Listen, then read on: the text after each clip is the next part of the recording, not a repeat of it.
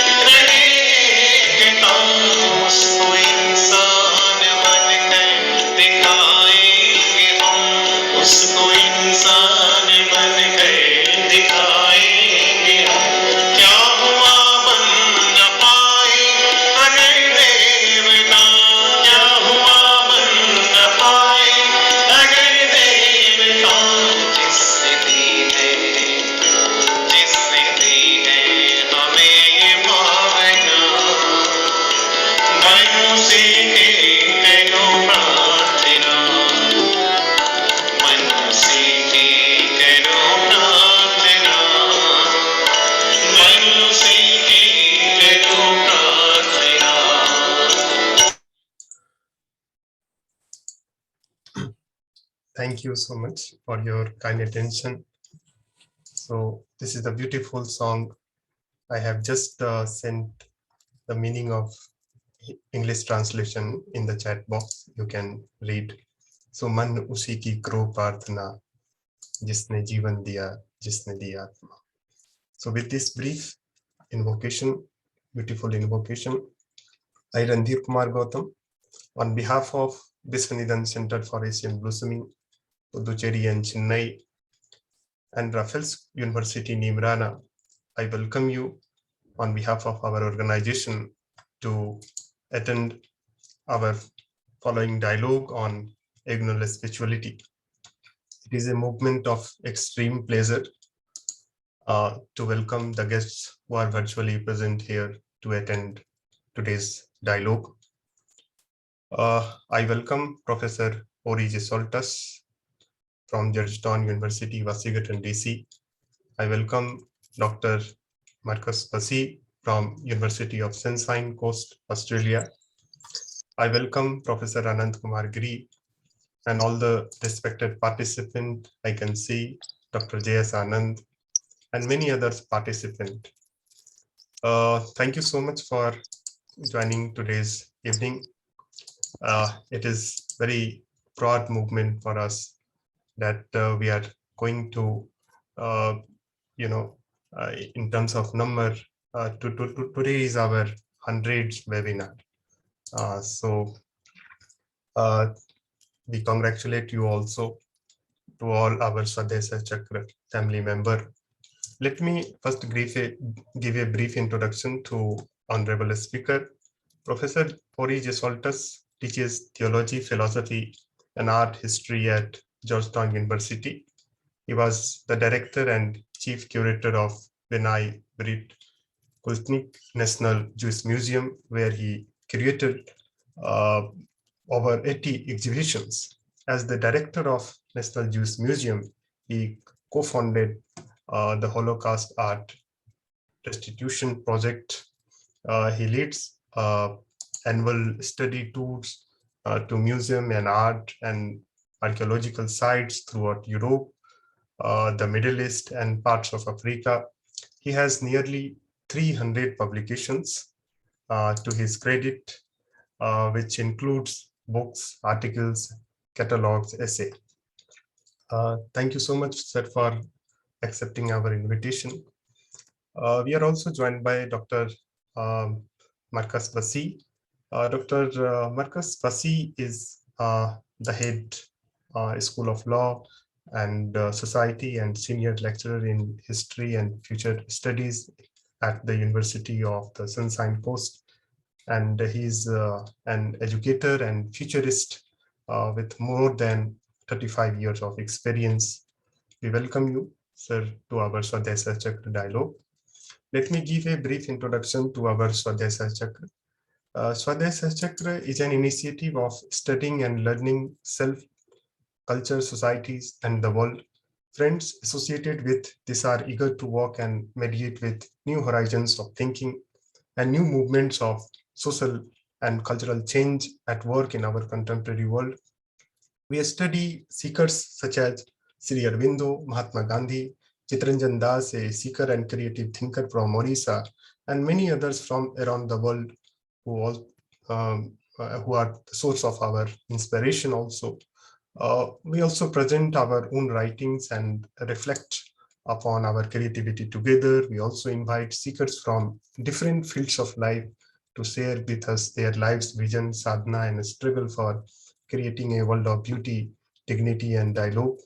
We meet every Sunday. Now we are having almost 15 university in terms of collaboration. So today is a very special topic, and we are also joined by Facebook. So we have 200 members there and also some groups. Today is a very special topic. Today is Agonal Spirituality. The subject of spirituality is an important academic field. It has become a word that defines our era.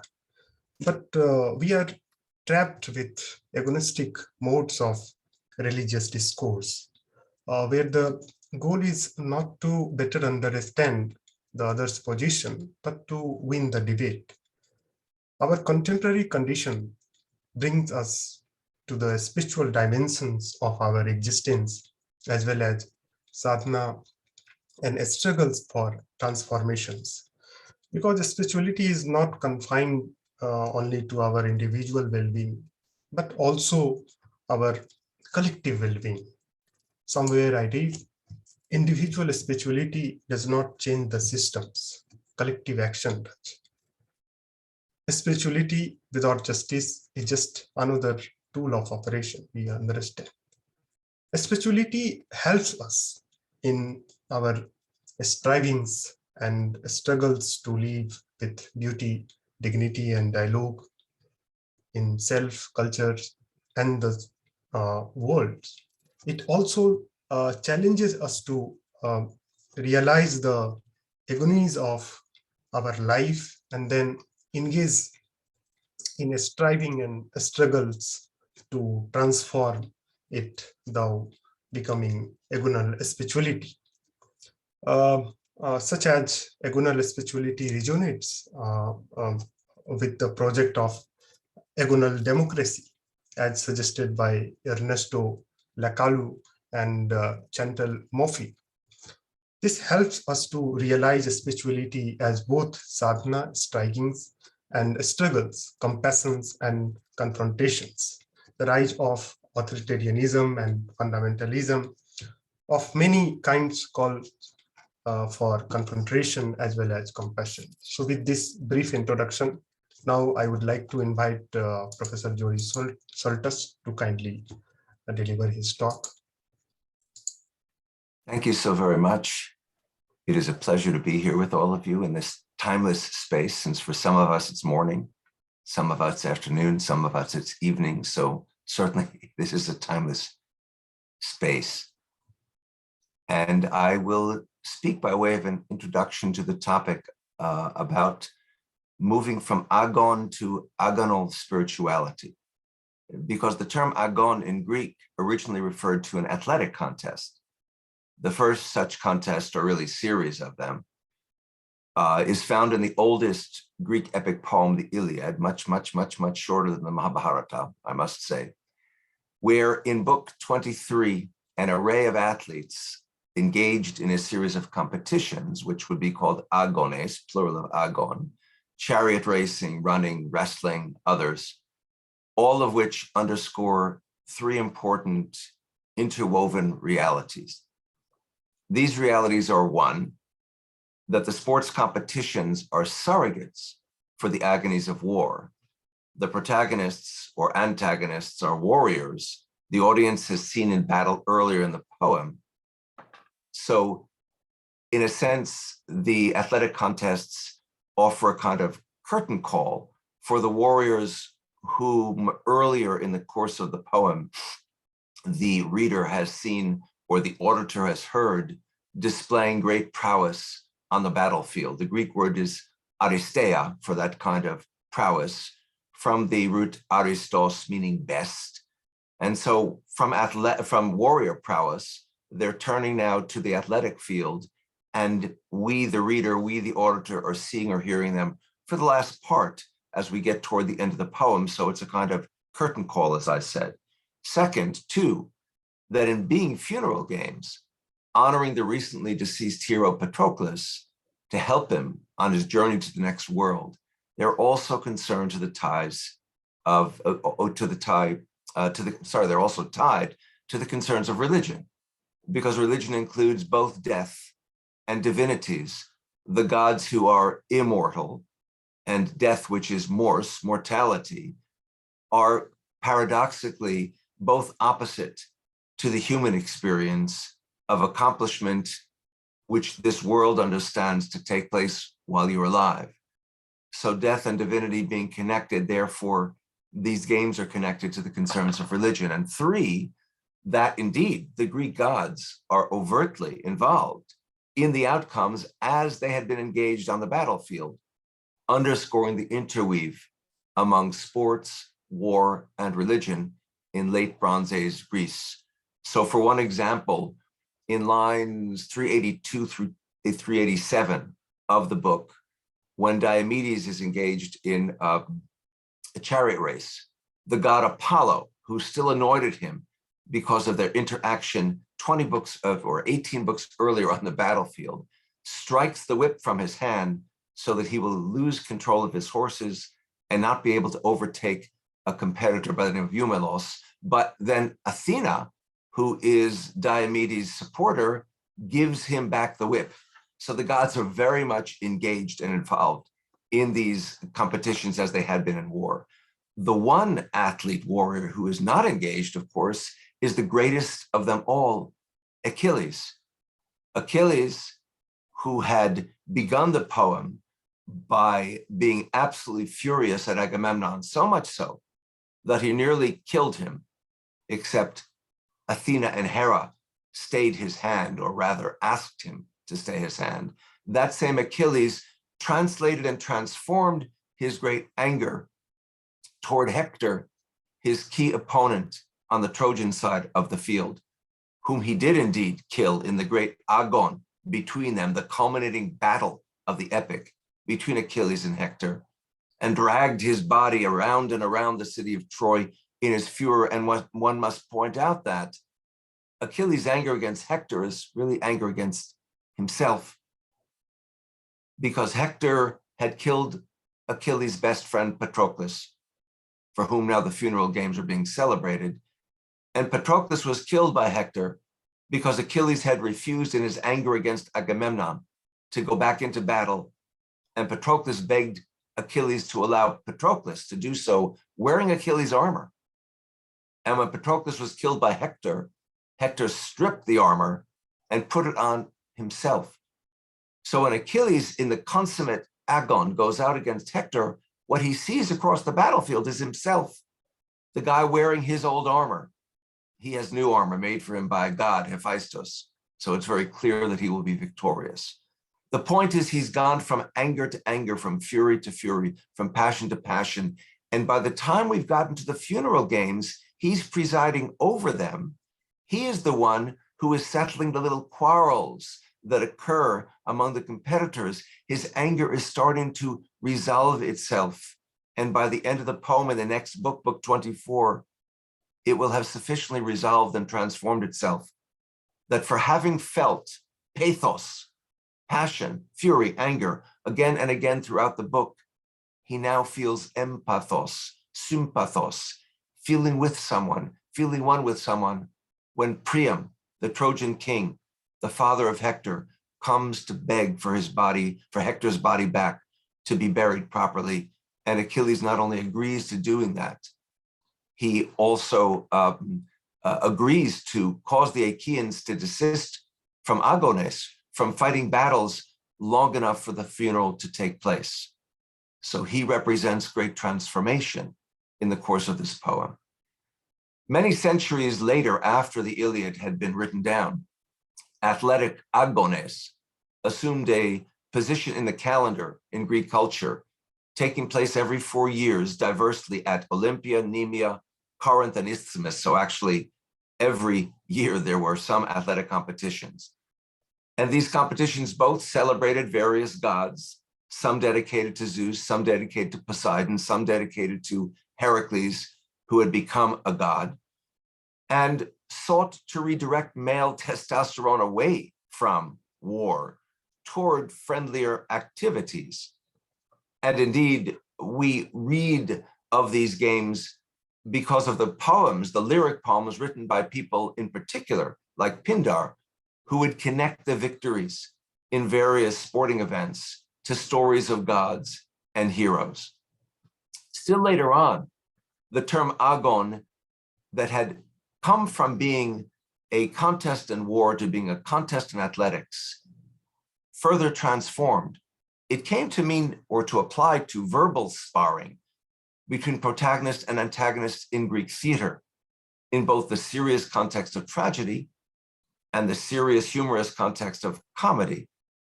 A word, therefore, with origins in physical contexts was adapted to intellectual and emotional expression.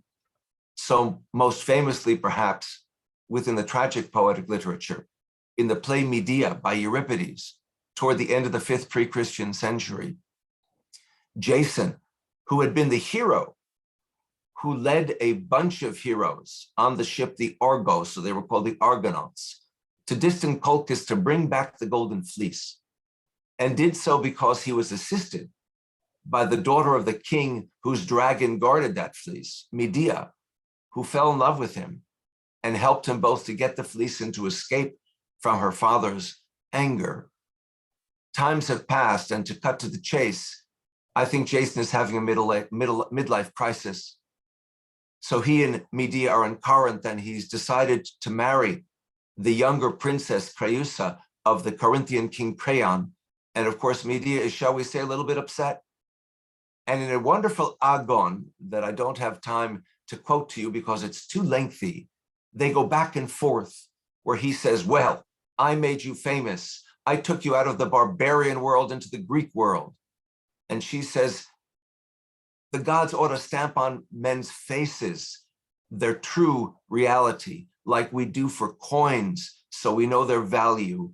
And it goes back and forth. And in that audience, most would have looked at Jason and said, you tell that lady, you tell her, because it's superior to be male, it's superior to be Greek. And others, probably not many, but a few, would have listened to Medea and recognized that much of what Jason was saying was rather specious, and that what she was saying had some legitimacy to it. If Greeks are superior to barbarians, how can he act the way he's acting? And if men are superior to women, how is she able to argue so significantly? And how was she able to be so incredibly important and useful to helping Jason? So the agon is verbal. And Aristophanes, the younger contemporary of Euripides, would translate this further, transform it further into the comedic format. And in one of his plays, The Frogs, in which he represents Dionysus dressing himself up as Heracles, as a hero, to go down into the underworld, to bring back a tragic poet because there's no longer tragedy on the Athenian stage because the playwrights are all gone. Aeschylus died long ago, Sophocles and Euripides recently. So Dionysus gets down to the underworld and he presents to the king of the underworld, Hades himself, his mission, which is to bring back one tragic poet back to life to Athens to save its theater. And Sophocles says, oh, no, I'm not going to even compete in this because Aeschylus is the greatest of us. There's no question about it. And Euripides says, no, I'm the greatest. So what results is an agon, a verbal contest between Aeschylus and Euripides to see which of them is a better playwright. So which of them will be brought back to life, brought back to Athens by Dionysus. So agon transforms over the course of the use of the term from war and sports, from war to sports, to verbal sparring that is both serious and comedic. How in turn, we might ask, has the concept of agon been further directed to religious and spiritual contests? And how is the agon concept translated into non-Greek traditions using a non-Greek based vocabulary? Specifically, we might note the Arabic word jihad as it emerges in the vocabulary of Islam. Jihad, of course, means struggle, and analogous to the Greek term agon, directs itself toward a range of contexts, following a complex trajectory functionally opposite to that of its Greek counterpart, in that its primary sensibility is internal and its tertiary sensibility pertains to war. So primary jihad is strictly spiritual and pertains to the struggle of every individual to make himself or herself a maximally effective Muslim, small m, a word that means in Arabic one who submits to the will of God. Secondary jihad refers to the struggle to make the ummah, the Muslim people, the Muslim nation, as effectively Muslim as possible. And this can be seen to encompass either the word, verbal jihad, or the sword, military jihad. And only tertiary jihad is to suggest a similar opposition of instrumentation, word versus sword, in struggling to make the non-Muslim world recognize the truth of Islam. So as a Muslim, my first obligation and my largest by far obligation is simply with myself, to struggle to make myself more obedient to God. And not surprisingly, where both secondary and tertiary jihad are concerned across the vast geography and history of Islam, varied interpretations have led in one or the other direction. So in today's world, for example, One might look at the Hizmet movement, the service movement, Hizmet being a Turkish word for servant, inspired by Fethullah Gülen, with its emphasis on internal jihad, on the interfaith, multicultural, international struggle to make the world a better place, not to make the world Muslim in the large M sense, but to make it Muslim in the small m sense. And interestingly, one of the points Gülen has made in passing is that, to do good works, to offer service, you don't even have to believe in God, much less a particular mode of believing in God. He said even atheists who are engaged in Hizmet are doing God's work. Of course, at the other end of the spectrum, you have a group like ISIS that interprets jihad strictly in terms of its tertiary form and in as extreme a militaristic manner as possible, whose goal is to subsume all of the world by the sword into their version of Islam. So one might twist this discussion yet two further turns by looking further to the east, to India, in considering the inner struggle of Arjuna, the prince, to go to war against his uncle, who has usurped the throne from him, his blind uncle. And this forms the context of the Bhagavad Gita, a small subset, as you all know, of that vast epic poem, the Mahabharata. And the guidance that is offered to him by none other than the God, Krishna, in justifying such a war as both limited in its negative potential, because it affects the body and not the soul. That is to say, it is about fighting against the carapace that may or may not perish and enter into another reality and may continue through the ongoing cycle of life, death, samsara, or may be released, moksha, from that cycle. That you can't tell. The point is, Krishna says to Arjuna, you can't affect the Atman, you can't affect the soul, which is the real person. So that's not something you should be worried about. And second, of course, it not only affects the body and the soul, but its role in the larger dharma of reality is something else about which Krishna speaks, the larger order of things as they're supposed to be. As a warrior, as a kshatriya, it is Arjuna's job, as it were, to fight when called upon to fight. And more importantly, he's called upon to fight in this context because his blind uncle's usurpation of the throne has upset the order of things with great potential for greater upsets with respect to individual, family, community. So Arjuna is enjoined by the god to engage because it's his obligation to try to restore the order of things to their proper shape, to restore the order of things to what they should be. In turn, the Sanskrit word sadhana must be broadly understood. What was originally a generic term within the yogic tradition sadhana came to refer to any spiritual exercise intended to bring the adherent toward a kind of fulfillment. Sadhana comes to encompass various disciplines, specific objectives in diverse dharmic, Hindu, Buddhist, Jain, Sikh traditions.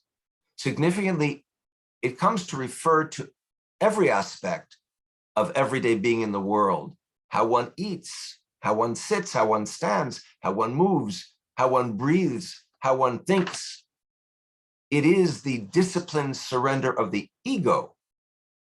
This is, think back to Achilles, what gradually he is in the process of doing, surrendering his ego, his self-centeredness, his feeling only about himself, about me. I was insulted, I'm going to die, to a point by the end of the poem where he can think and feel for and with someone else.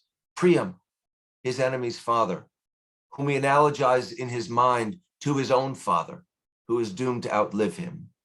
So sadhana is this disciplined surrender of the ego, however, that leads to the kind of spiritual growth that forges a connection to God or to universal energy.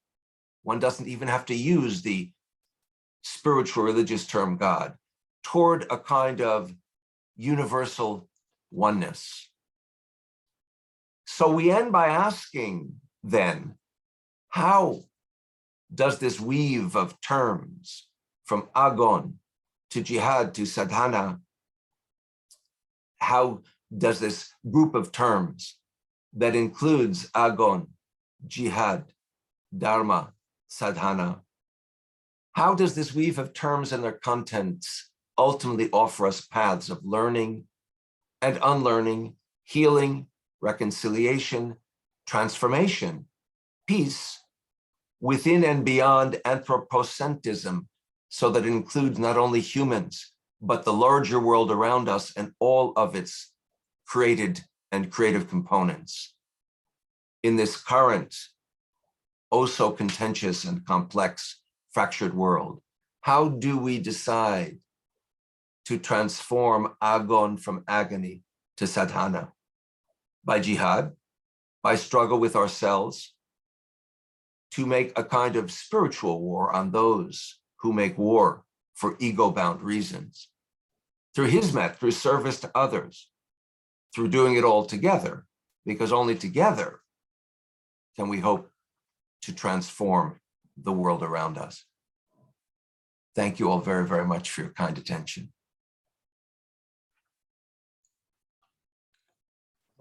Thank you so much, sir. It was very, very deep and insightful. Since you have to go, so let's I have about a half hour. I can stay for about a half hour, a little bit longer, but then I'll rush for my bus. Yes. Can we have some question answers so that we can use your time in a very valuable manner? So Happily. okay, so any other dear and respected participant, if you have any question, you can ask, or you can write in the chat box.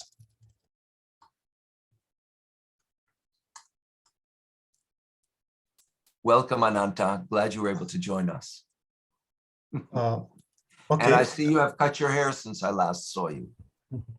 Yeah, thank you so much. I joined you almost from the very beginning, and I'm grateful to all friends and Randhir for taking our hands.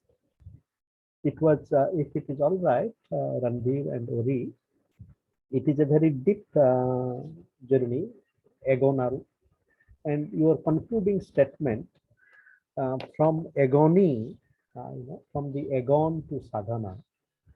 But the agon also has the dimension of agony. And that agony is also co-present in the transformative journey from agony to sadhana.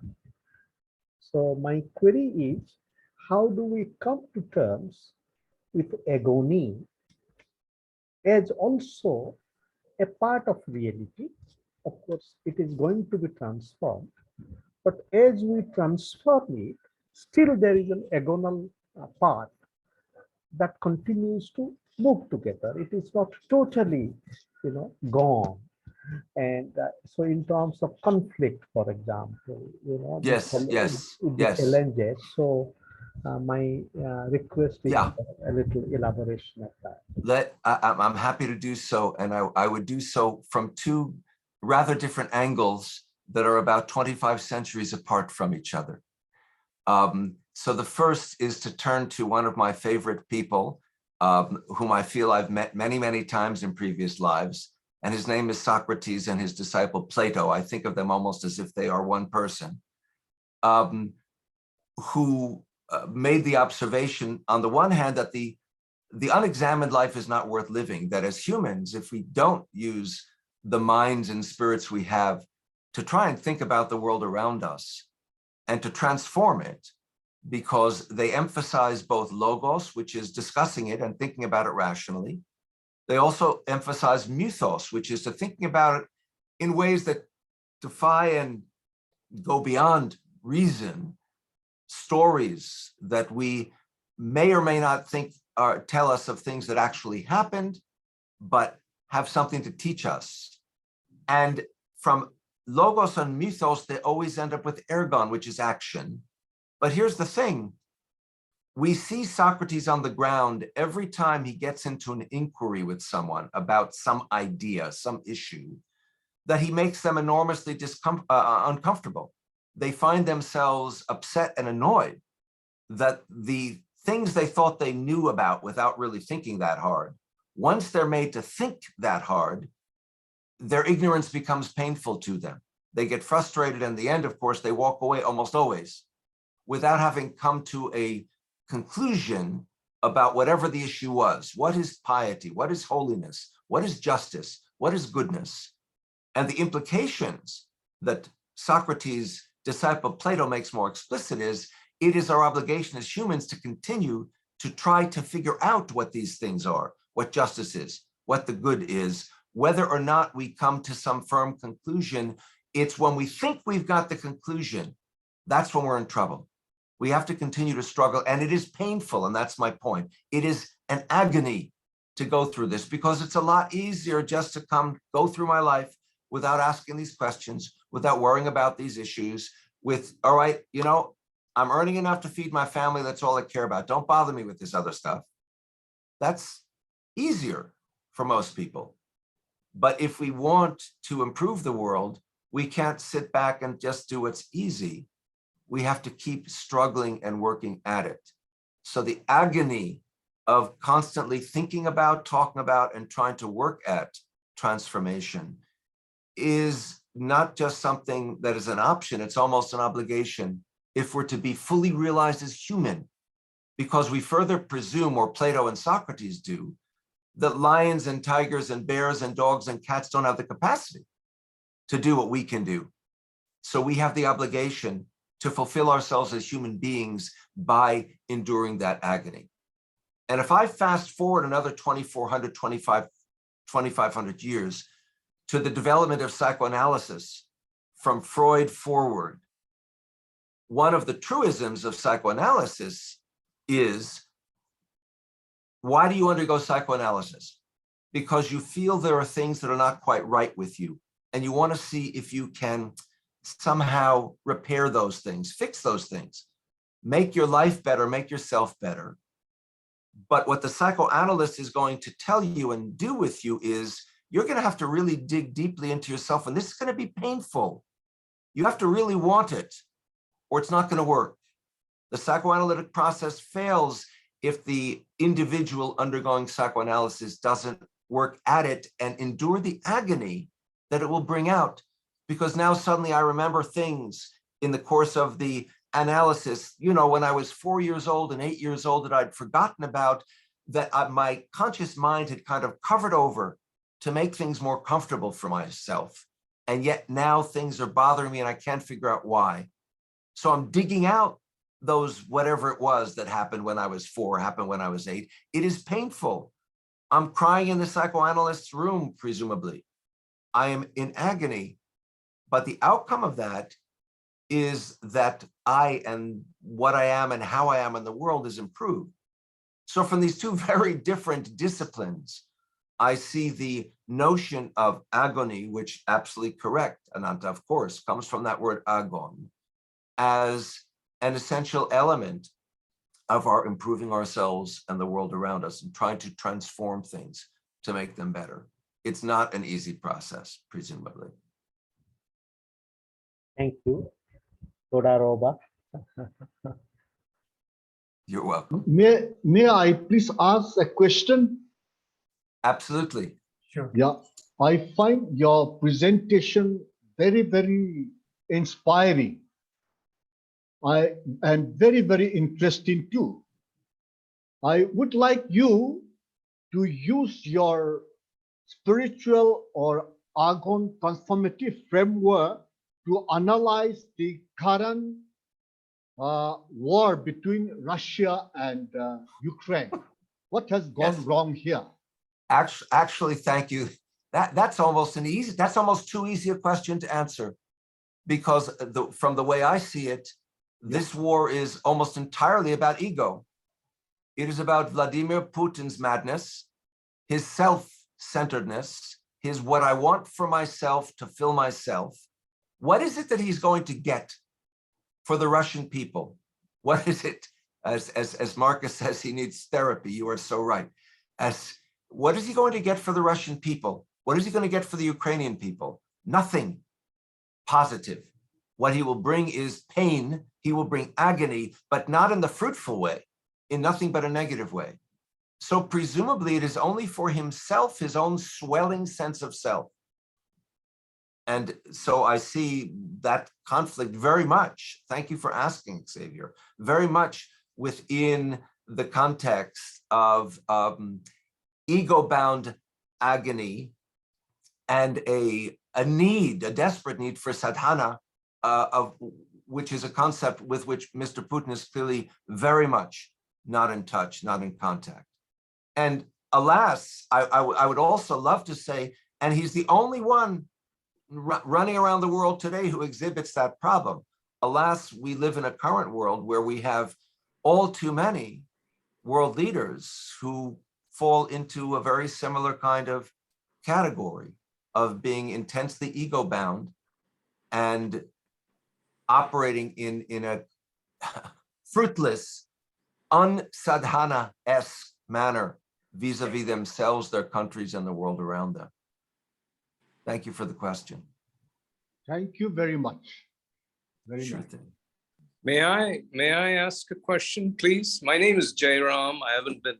It's a pleasure listening to you, sir. Thank you.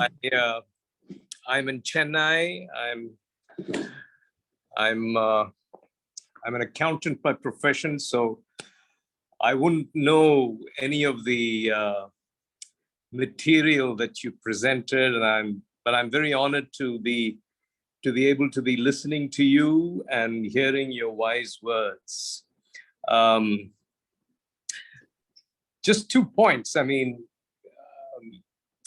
you said Putin was enmeshed in his egocentric lifestyle and therefore is doing what he's doing. His insecurity, though, has it been recognized? I mean, obviously, he is for some reason insecure. Yes. And he is afraid of I mean, he has not won the trust of the West, of the Americans, of the West, of the British, of the French, Sure. of the Germans, and that's a whole Right. That's something really amazing to perceive, and yet we have not allowed him to, allowed to compromise Yes. with. Yes. I mean, as I don't know, I heard some American speaker that in a little clip that's gone viral saying that we needed to let Ukraine prosper and give them time and say, okay, for 10, 20 years, you will not join NATO. Let us win the trust of the Russians. What I would like to know from you, sir, my question is, what I'd like to know is, Russia, why does Russia distrust the United States? Yeah. I'm sorry if I went off. No. Unfortunately, we don't have time because it's too complicated, but let me try.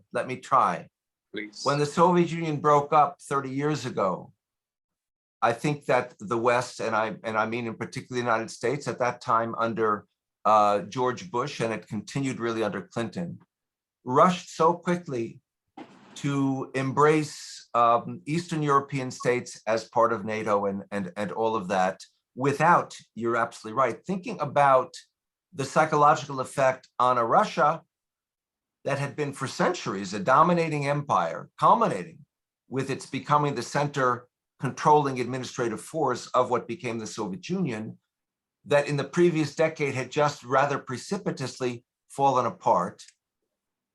And it might have been a wise experiment, but as you know, political leaders are not always necessarily wise. In fact, to invite Russia to sit at that same table, the point of NATO was to protect us from the Soviet Union. The Soviet Union no longer exists. And Russia, in fact, had proceeded along considerably more democratic lines at that time than the Eastern European nations, whom we very quickly invited into NATO, and then eventually into the EU, and so on and so on and so forth. So that's absolutely correct that 30 and 25 years ago, we made what I would call a psychologically and spiritually strategic error in how we dealt with Russia. Putin was himself someone very involved in the KGB. He was involved in the darkest underside of the Soviet Union with respect to its internal realities, its own people. And so it's not so surprising, perhaps, that he in particular not only would feel this more than the average Russian might feel it, but that when he had an opportunity to take power, he would ultimately not only take it, but hang on to it and continue to transform the administrative structures, politically speaking, of Russia, so that he could maintain his power and increase his power. And while I absolutely agree that we of the West made strong strategic errors 25, 30 years ago, at this point, I didn't hear the viral piece that you heard, but I've read a number of pieces like it. My thinking is, excuse me, it reminds me of the argument I had with my younger brother a few years back when he was bemoaning something that I had done to him when I was 9 and he was 5. And I said to him, I was 9, you were 5. Kids do things to each other. You're now 42. You have to decide whether you're going to spend the rest of your life obsessing about that which I did to you in our childhood. You know, I hit him or something of that sort, or go forward with your life and go forward with our relationship. My feeling where Putin is concerned and the West is concerned, that was 25, 30 years ago. At this point, it's almost immaterial and it's almost beside the point, not entirely, if we want to understand him psychologically. But there's nothing we can do to comfort him for his sense of insecurity. Because when he says compromise, it means what I want. End of story. Not compromise.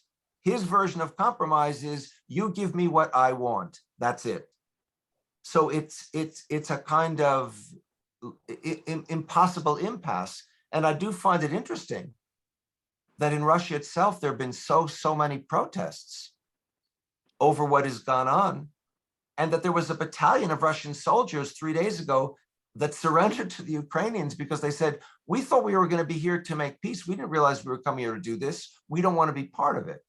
So it's only a partial answer because I don't really have an answer to your question, Jairam, you know, except by way of looking backwards and trying to connect past to present, but recognizing how we, on the one hand, have to understand the past, which as a species, and particularly Americans as a subset of the human species, we are so wont to forget yesterday. You cannot understand the present and think about the future without wrestling with the agony sometimes of the past. But at the same time, you have to kind of say, all right, that is the past. How do we go from here? Because there are things that cannot be changed. And that analysis, that oversimple analysis, applies to all kinds of trouble spots across the planet, it seems to me. Again, thank you for your observation and question. No, it's a pleasure listening to you.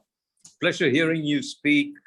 Thank you. And hope I get an opportunity again to do that. Well, I hope I'll be in Chennai someday.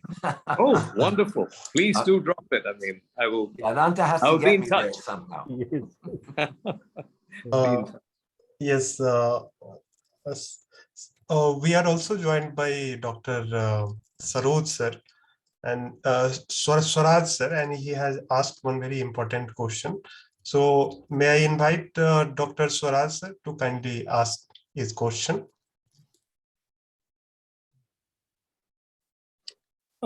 I have put the question. I'm really grateful that you've invited me, Dr. Gautam. I put the question in the question box. You can please read it out. That would. It's in the chat box. Yes. Or if you want me to read Oh, it, I can. see it. I see it. Your question is about talking about other egomaniacs, that one? Yes. Thank you. Okay. Thank you. Yes. So nice of you.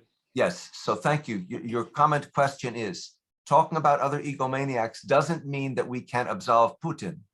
No, it simply means that we are placing the blame on only one person and not on others like him. And of course, I agree with you completely. I mean, where Ukraine is concerned, I'm willing to look more closely at him as the primary perpetrator. But needless to say, as I also observed, he's not by any means alone. There are too many places I can point to on the planet, including in my country, the United States, and your country, India, where there are leaders who are enormously dangerous to their own populations and to the world at large because of their egocentric passions, shall we say. So Putin and Ukraine, Russia represents a particularly intense at this moment point of conflict as a consequence of this. But what's happening to Muslims in India, what's happening to Uyghurs in China, what's happening to the jungle in Brazil, the natural habitat, just to name three obvious examples, what could have happened to the United States if our elections in 2020 had gone in a different direction as far as the absolute destruction of what we at least like to think of as a democratic system, are all examples of that same phenomenon. So you're absolutely right. Putin is to be noted, but not to be singled out as the only example of this kind of unfortunate, as I like to call it, non-Saddam-esque way of being in the world. Thank you. I really, it's a wonderful answer, really. But then, one thing that really worries me is, why do we, the so-called normal people who elect these egomaniacs, why do we really do it? Why are they able to sway us so much that, I mean, Swaraj, yes, you've gone beyond where I can possibly go. I can't tell you the number of times I have said to my wife, I just don't understand the human species. But historically, think of us, we are so spectacularly creative. We do so many wonderful things in so many different directions, from music to words and literature, to visual art, to science, to medicine, to exploration of the world. We're spectacular. And yet we have such an extraordinary long history of being destructive in small and large ways. We are the only species that elevates the torture and killing of others to an art and a science, who conceives of ever more clever ways to make people suffer. And as Marcus points out, Runia, the historian, says we're our own best enemy. We are. So I don't have the answer to that question. Believe me. I mean, I just looking at the United States alone, because that's where I live. Thank you. 40 million people apparently believe in this QAnon conspiracy, which is one of the conspiracy ideas that has been floated by Mr. Trump now for a good number of years. How can it be? How can it be that you have millions of individuals who virtually worship, don't merely venerate, but worship someone who has absolutely nothing of their interests in mind, whose concern is entirely and only about himself? It's the great mystery. It's one of the great mysteries. It's not the only one. I just finished writing a book literally last week. It's called The Problem of God. And the point from beginning to end in exploring how humans have thought about God over the course of time and space, in the end is, God's not the problem. We're the problem. If I can't understand God, part of the reason is I can't even understand what we are as a species. We think we know ourselves because it's us. And yet we're struggling to try to understand the other, when by the other, I mean the ultimate other, divinity. And yet clearly we can't even understand ourselves. So that's a long-winded non-answer answer to your question, alas. Yes, the Agonal is about the work of consciousness. Thank you. Dr. Soltes, hello. Yes. Please. Hello. Dr. Anand, Hello, sir. I wish to just ask you, we are talking of Putin. We are also talking of agonal spirituality. The question is, how can such people be brought to this agonal suffering which leads to transformation? Is it possible? Because the world is ruled by politicians and they are actually deciding the destiny of mankind. We are Yeah. in the grip of these people, ordinary human beings. So, is it any way out how these people can be made to realize that agonal suffering? I'm not sure. I guess my thinking on that causes me to make another reference. It's in the Jewish rabbinic literature, the Talmud. There's a passage that reads, "The day is short and the work is long, and the master is urgent. It's not contingent upon you to finish the work, but neither are you free to desist from it." So in other words, my answer to your question, Janai, is we have to keep trying. We have to keep trying. We have to keep trying. And it will be discouraging because we will fail so often to convince the kind of people we need to convince, as you point out, but we have to keep trying. And whether it is by the things we write or the things that we say, or whether it is by the things that we do, so as to offer a counterexample to that kind of ego-bound behavior, we just have to keep trying. And on the one hand, that's an overly simple and almost a Pollyannish kind of response to your question. And on the other hand, I don't know what other answer to provide because I don't have a solution. Only someone who does have autocratic full power can enforce change on others. And we can't, we are not that and cannot be that and don't want to Thank you be. very much. Yes. Thank you very much. Thank you. Thank you so much, sir. A very excellent deliberation as well as very, very deep dialogue session we have. So now it's time to invite Dr. Marcus Bussey. So I would like to invite Dr. Bussey to kindly present his presentation. And Dr. Bussey, I apologize in advance. In about I know, 5 you have minutes, to I catch will a step bus. out. Yes, very Sorry. fine. I understand. But I mean, your talk's been so, I mean, it's perfect. It's perfect for me because it lays so many of the things that I want to go, because even though I pretend to be a historian at my university and do all this history stuff, I'm actually much more interested in the future and the cultural cauldron out of which the kind of, you know, what we would have to call medieval politics that we're seeing playing out with Ukraine and Russia. I mean, it's incredibly, I mean, what's his name? Bruno Latour said, we've never been modern. And I'd have to agree in so many ways. And what you've mapped out is, you know, very much a very powerful diagnosis of the problems that we face. You know, and picking up on Professor Mao and others who are asking about the problem with the Ukraine, you know, I start off by asking, you know, this question, you know, how do we respond to violence? You know, what is it? You know, if I jump to the next image straight away, you know, here's a young Russian boy saying, we don't want war, Putin, you know, clear off, go away. And, you know, to me, this is very, very important to understand that when people are in the grip of history, you know, especially, you know, that historicizing as to legitimate actions of violence, for instance, that we are no longer in the land of rationality. We're in the land of myth, particularly myth emboldened through egotistical and distorted frames of reference. And that to me is very much the playground of the agonal. The agonistic or the agon is a contest, and it's a contest ultimately for me that occurs internally. And, you know, for the last, I don't know, 18 months, 2 years, probably around the time of COVID, in my last visit to India, which was in 2019, I came back to Australia very restless, and something's been gnawing at me, eating at me,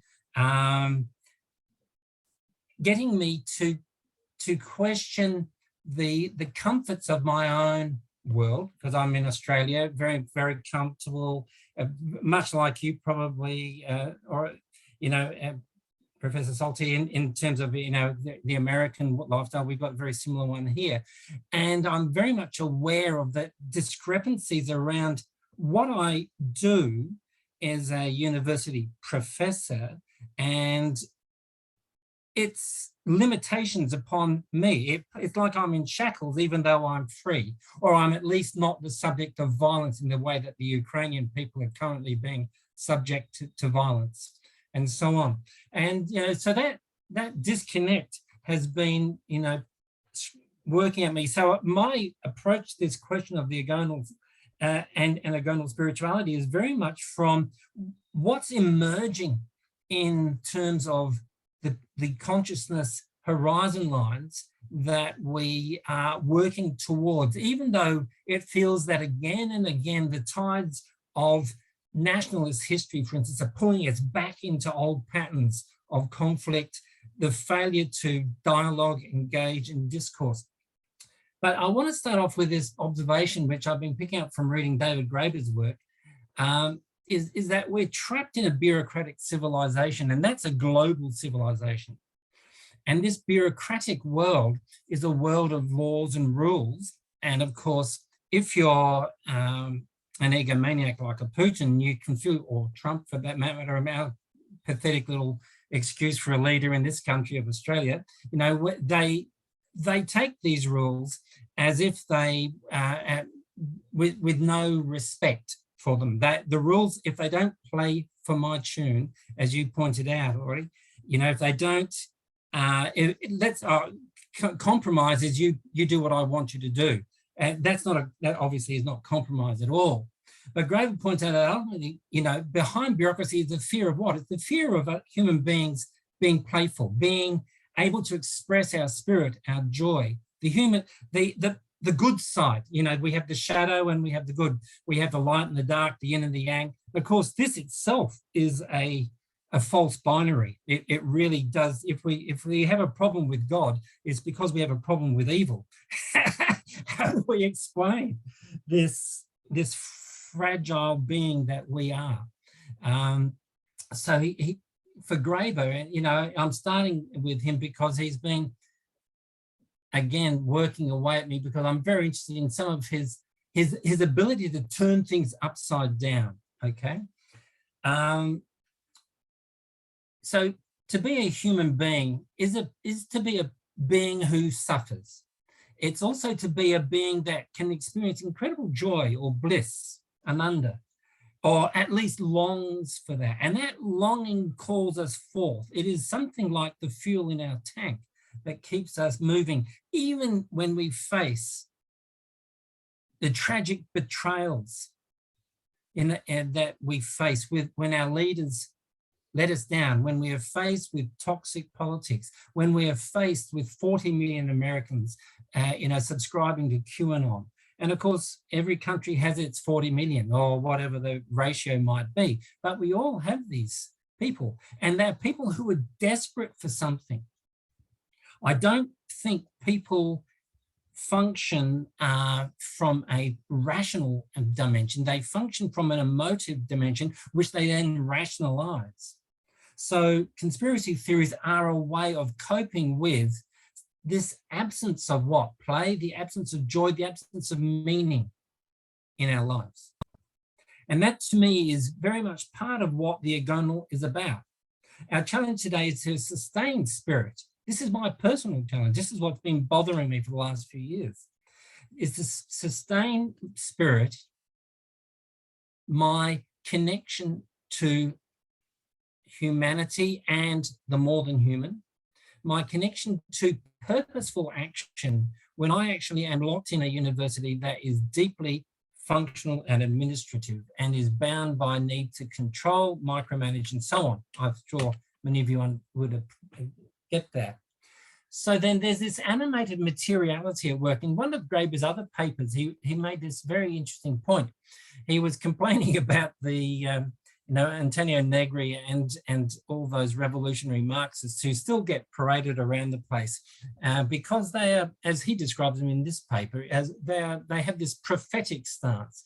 They are challenging the dominant rationalities of the world, but they are often offering, he would argue, I think, and I think he's on the money here, he would argue that they're offering irrationalities in response to irrationalities.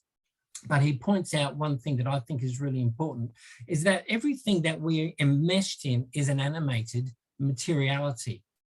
And I bring in the material because I think it's too easy to dismiss the material realities of the world when we start talking about spirituality, which is something I'm going to touch on momentarily. So he says, look, what did Marx really get? Well, his most enduring insight from Marx, according to Graeber, is that the world does not really consist of a collection of discrete objects, okay, but of actions and processes. The agon is a process. It is not something which you just do and then it's done with. It's an ongoing contest. It's an ongoing dimension of realities. So when Homer writes about the agonal pursuits of the Greeks and in the Iliad and then in the Odyssey, he's actually talking about a cultural recognition that the agon is something that is constantly going on, in which human beings are constantly struggling, striving, and competing. It would appear we're competing with the person on the right and on the left of us, but in actual fact, the ultimate competition, of course, is with ourselves. Okay, so this is what makes it possible, according to Graeber, this sense that the world is divided into silos or objects that can be bought and sold is what makes the rich and powerful, people like Putin, insist that what they're doing is somehow more ethereal. It's for the national good. It's a higher order, or it's spiritual even, okay? And I think that's really important, that we need to understand that we are embedded in a collection of actions and processes, as he says here.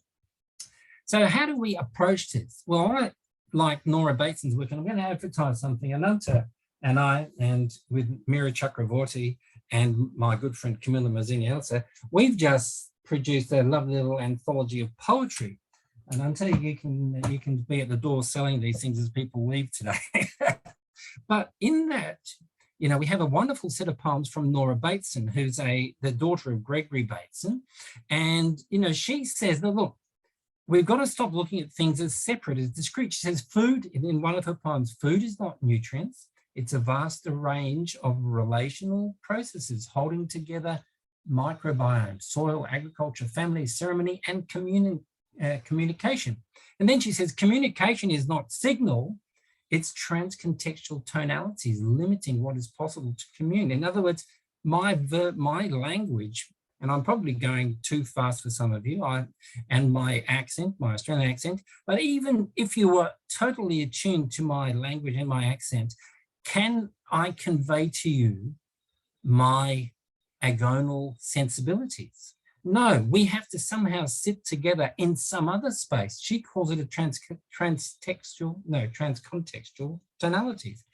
But this is really fantastic, the last bit as well, that health is not a state of being, it's a range of both ancient and spontaneous tending towards to transsexual contextual membership, okay?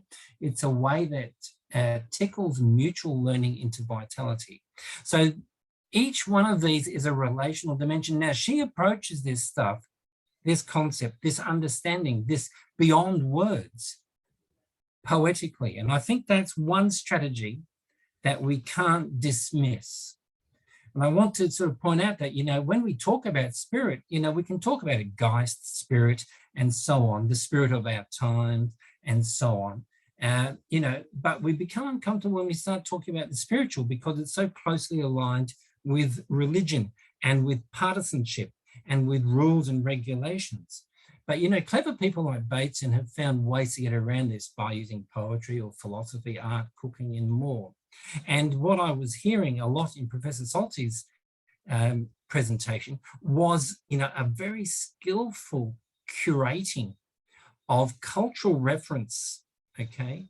So he started with Homer and the Iliad and the Greeks, and he then went to his personal relationship with Socrates and Plato. Then he jumped across to the Indian epic, the Mahabharata, and with Krishna and Arjuna having their discussion. So he moved through a series of cultural reference points to set the scene for something which I think is beyond those reference points, which is this agonal space that he and Ananta and myself and others, and of course anyone here, we are all engaged in thinking about. So to talk of agonal spirituality is doubly fraught because it has all these reference points that we discussed. But apart from that, also there is the whole point which I bring up here about it being obscure. Most people don't read Plato. Most people probably in India even have probably not read the Mahabharata. They might be, of course, very familiar with a lot of the key stories.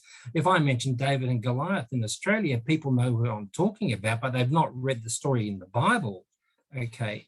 And they don't know the architecture of the framework of that story because people don't read these things anymore. There's an obscure dimension to it there, okay? And I'm thinking also a ritual, okay?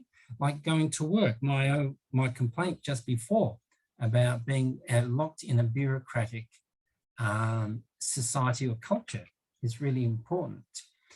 Something is missing, and what it is the body, that materiality. I'm a pragmatic person. I'm a pragmatist in many respects, though I am deeply committed to spiritual practice, to the sadhana of self and collective emergence. Watts talks here, Alan Watts, fantastic. He's saying this in 1966, so he's very prescient. He says genuine loves come from knowledge, but he says, but not from bookish knowledge. He's not talking about that. He says the basic thing is to dispel by experiment and experience the illusion that we're separate, okay? That's really important. And it brings me to another person that I've been delving into their thinking a lot, and it's really relevant to what's going on in the Ukraine. It's relevant to violence, but it's also relevant to something that Professor Soltes was pointing to, which is the way our minds work, the way consciousness itself functions. Joseph Henrich has been talking and writing extensively about, he's a neuropsychologist, about the way brains are shaped by culture. Brains, our hormones, our perceptions, personalities, emotions, okay? Everything about us is actually cultural. Now, I was delighted when I saw that because I've been teaching this stuff for years and I've been saying it. But to actually have somebody say it in a very snappy way like this helps the teacher all the time, because they say, it's not me saying this anymore, it's that person there, this guy who wrote this big book, and that sort of thing. I've got to click back onto that, sorry about that. So I just stopped sharing screen because I waved my book. So, yeah. So here we are. No, that's the wrong one. I've got to go to the other one. I'm getting excited. So here we are. So his basic argument is that the West, which is now being through the spread of education, globalized, but what we represent in the West, this kind of consciousness that can allow for the dominance of an economic system, the dominance of a culture, and so on, to succeed is because we're weird, and weird is an acronym for Western, not any longer Western but as in Western cultural. We're educated, we're industrialized. The group of us, those of us listening here, we are relatively rich, and we are mostly democratic. And he brings those 5 elements together in a thesis that says, okay, we are weird in the true sense of the word weird, because if we look at people who don't have or fulfill all of those criteria, their brains are different. They actually understand that we are materially embedded in realities that are physical, the microbiomes, for instance, but also realities that are mythic and spiritual and relational, that there is a relational dimension that has been diminished in our minds. And he he starts off, and I would have loved Professor Soltes to have been here, because he starts off by saying it's much of this began with the emergence of literacy. That literacy, our ability to understand the alphabet, it doesn't have to be, the Latin alphabet that I'm using here, but it can be an alphabet that's Hindi or Tamil. It can be an alphabet that's Mandarin or Pinyin, whatever it is. That as we became literate and as communities became literate, they became more individualistic. They became more self-centered. We became more disciplined. We worked much harder than we've ever worked before, and so on. And he argues that this is part of this new cultural epoch that we are part of.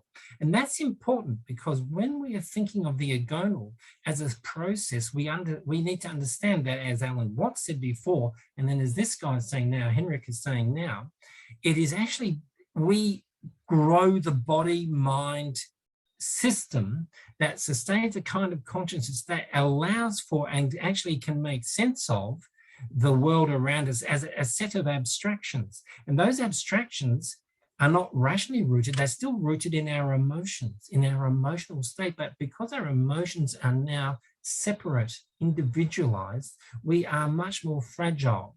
And therefore we are much more willing to hand over our rationality to either a cult, religion, nationalism, following leaders blindly, QAnon, whatever it might be. That there's this strange schizophrenia going on here. So that to me is very interesting.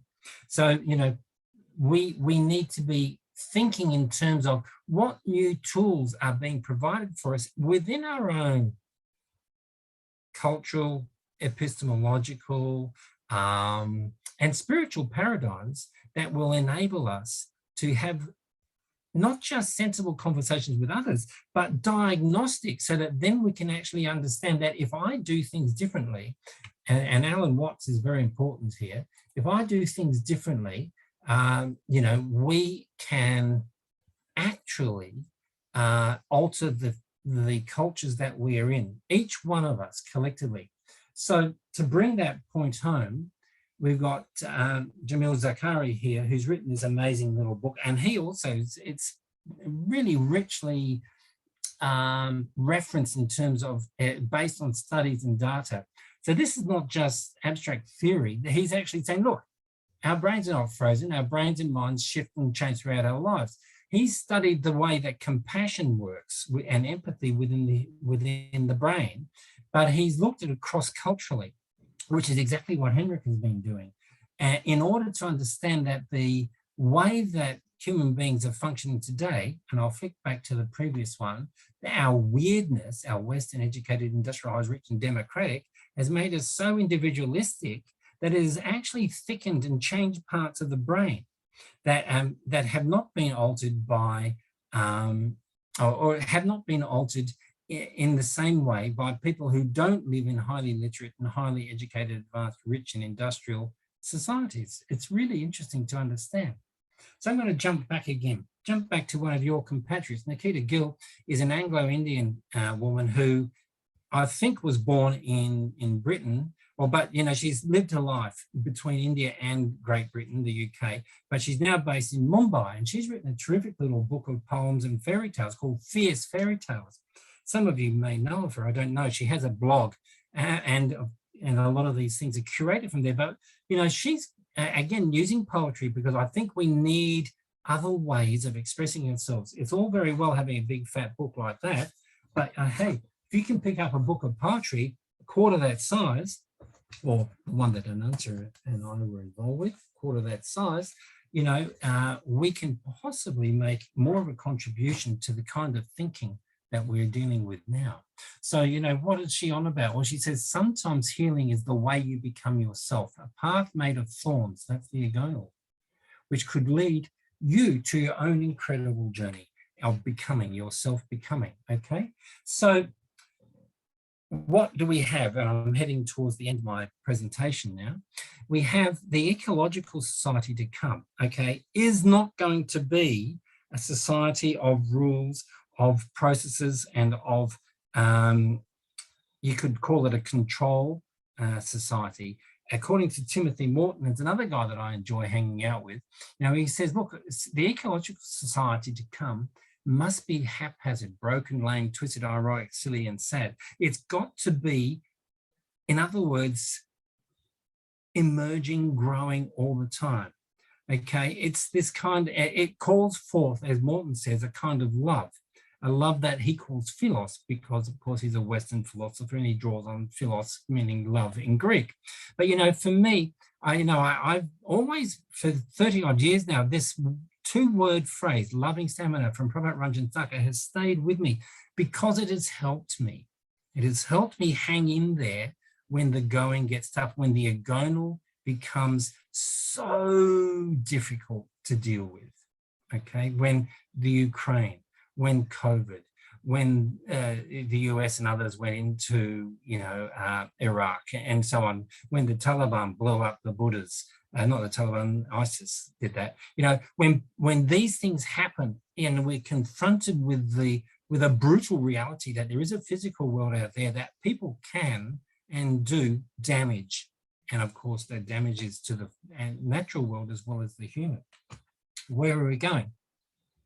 So this loving stamina is what I'm, drawing on at the moment. And to me, it's what helps me with my own agonal spiritual process. We have to own the process. This is not a philosophical abstraction in and on itself. As Alan Watts says, it's an experience, it's experiential. We have to understand that our own journey, okay, dealing with the dark. And, how do we manage this when we're told that the real is actually Russian tanks, driving through the Ukrainian countryside? That's one real, but how do we read it is what is really key. So, going back to Alan Watts again just momentarily, he says, we don't need a new religion or a new Bible. We need a new experience. And that to me leads me to a place of becoming. It leads me to some space where I have to say, I don't know what that experience is. This is a poem that I wrote about a month ago.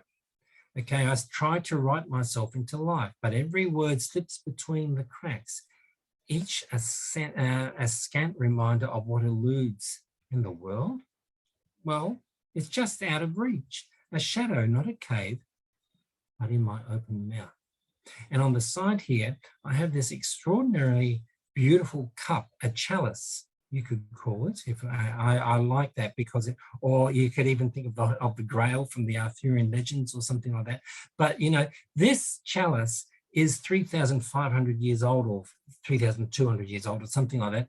It actually, it's got the name of Akhenaten or Amenhotep IV and Nefertiti, these Egyptian pharaoh couple who turned their world upside down in an attempt to change the religious architecture of Egyptian culture. They failed. But what's interesting is that you have things of beauty like this. And to me, things of beauty are as important as the previous slide, the one before that, this one, that, people standing together in solidarity is also something that tells me or speaks to me of beauty, okay? So that's really where I want to end, is that beauty does something that's transcendent, but the agonal itself, we have to understand, we have to own, we have to live it ourselves. We have to understand that we have always got cultural reference points, the kind of reference point that Professor Soltes gave us, and of course we all have them within our cultures, and we have to look at our cultures. We have to put our cultures on the therapy bed where we can psychoanalyze our cultures as well as ourselves, because we can't separate them, and we can't separate nature from it either. I've started talking to trees, and I think that's really helpful. So I'm going to hand it back to you, Randhir. Thank you so much for letting me have my little moment in the sun. Thank you so much to all. Thank you, Dr. Bussey. As usual, very, very important and very excellent and engaging presentation.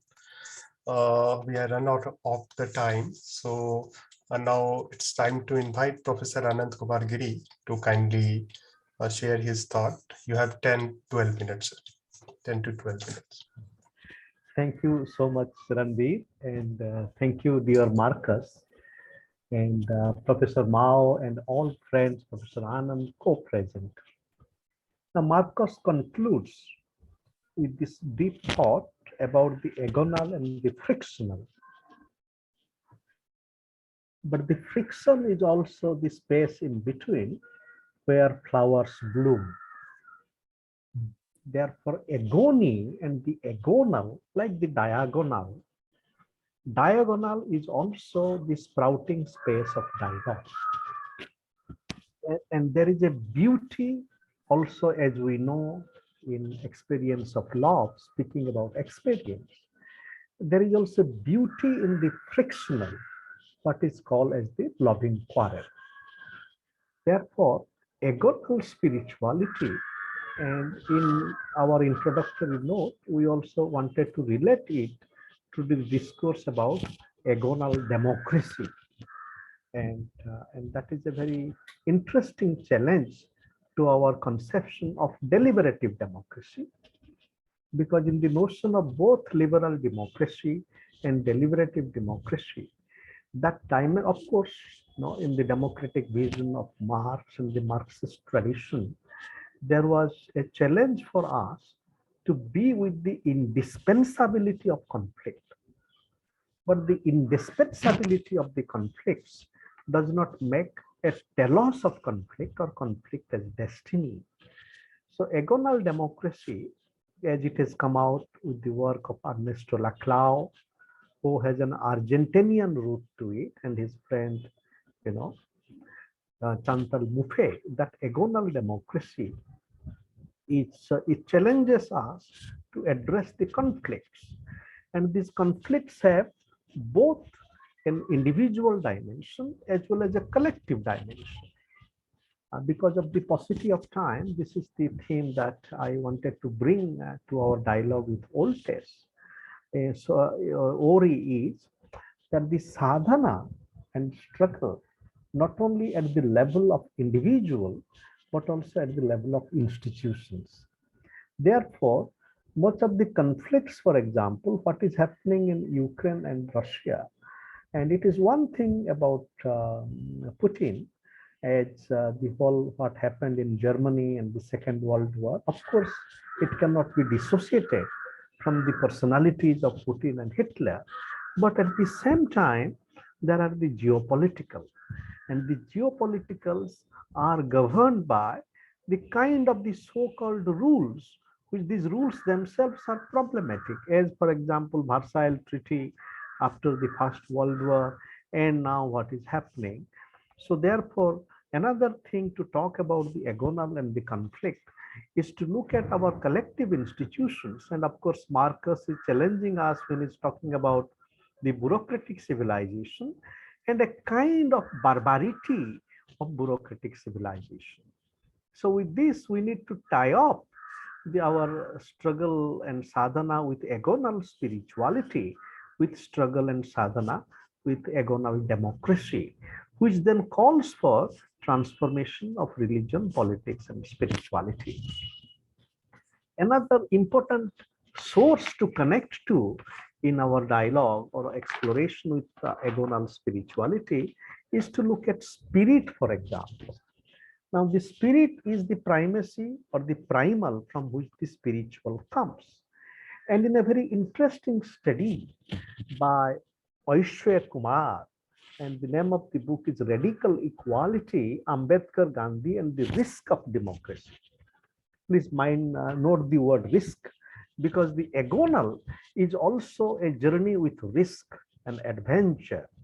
As Sri Aurobindo would also suggest, Sri Aurobindo brought that sense of adventure and risk to Indian freedom struggle and also to spiritual consciousness. And what Kumar writes, let me read these two paragraphs very quickly. And he relates this to Gandhi and Ambedkar and also Max Weber in a very interesting way. And he's writing that Gandhi's Hind Swaraj came just after 4 years of Max Weber having written his book Protestant Ethics and the Spirit of Capitalism, and where that spirit of capitalism made us a little bit of uncritical followers of the rules of capitalism. But with both Gandhi and Ambedkar, it is also the spirit works in unsettling that spirit of capitalism, not only capitalism, but also colonialism and also caste. And he writes, Kumar, if spirit was also a certain mood, then the soulful questioning, the fiery positions, the restlessness and terrible inner struggle that it brought with itself, under whose spell Gandhi wrote Hind Swaraj in 1909 and set on an epic fast unto death in 1931 against Ambedkar's demand for separate electorate, for the untouchables were not mystical states in the classical sense of the term. Instead, spirit arranged Gandhi's deeply anthropological moral ontology, indeed his ontotheology, in which only the firmness of grasp, only the ability to master the knowledge of one's morality through rigorous sacrifice might open the subject to the groundless being and invisible truth of nonviolence. It was from an affinity for this groundlessness of nonviolence that the phenomenology of the manual, the ethics of sadhana as transformative force emerged. Faced with the perilous reality of atomic warfare in late 1940s and the emergence of the new international order of states, Gandhi, rather than giving up on force, articulated in an even stronger fashion the ontological necessity of reclaiming force otherwise. As Gandhi wrote, the force of the spirit is ever progressive and endless. Its full expression makes it unconquerable in the world. What is more, the force resides in everybody, man, woman, and child, irrespective of the color of the skin. Only in many it lies dormant, but it is capable of being awakened by judicious training. Between Weber and Gandhi, meanwhile, Kumar continues, and I am presenting his thought, a young Ambedkar in New York, studying at Columbia University, less than a decade after Hind Swaraj, would begin to call into question this phenomenology of spirit. In a dramatic inversion of Gandhi's moral ontology, he would detect in spiritualism a certain triumph of the irreligious, and in spirit, the double of the brute force, the theological political force of law, the invisible ghost of everyday violence masquerading as religious universalism. And here Gandhi's Ambedkar's critique of caste, and keeping aside the insurrectionary morals of this pronouncement, one might discern that Hind Swaraj had not only anticipated the young Ambedkar's ethical, political, and religious concerns, it also opened an economy of moral precepts and concepts that he would take to its very limit. Ambedkar, so therefore, to bring Ambedkar and Gandhi to this idea of agonal spirituality, and as spirituality has a theological dimension, let me also bring this whole question of what is called as negative theology, and that and people have studied Derrida also from that point of view, and this thinker Kumar, Ashwi Kumar, reads Gandhi also in a spirit of negative theology. That is when Gandhi is questioning the theological foundations of Shastra, and Gandhi writes, truth affirms, non-violence perceives something which is real enough. Truth exists, untruth does not. Violence exists, non-violence does not.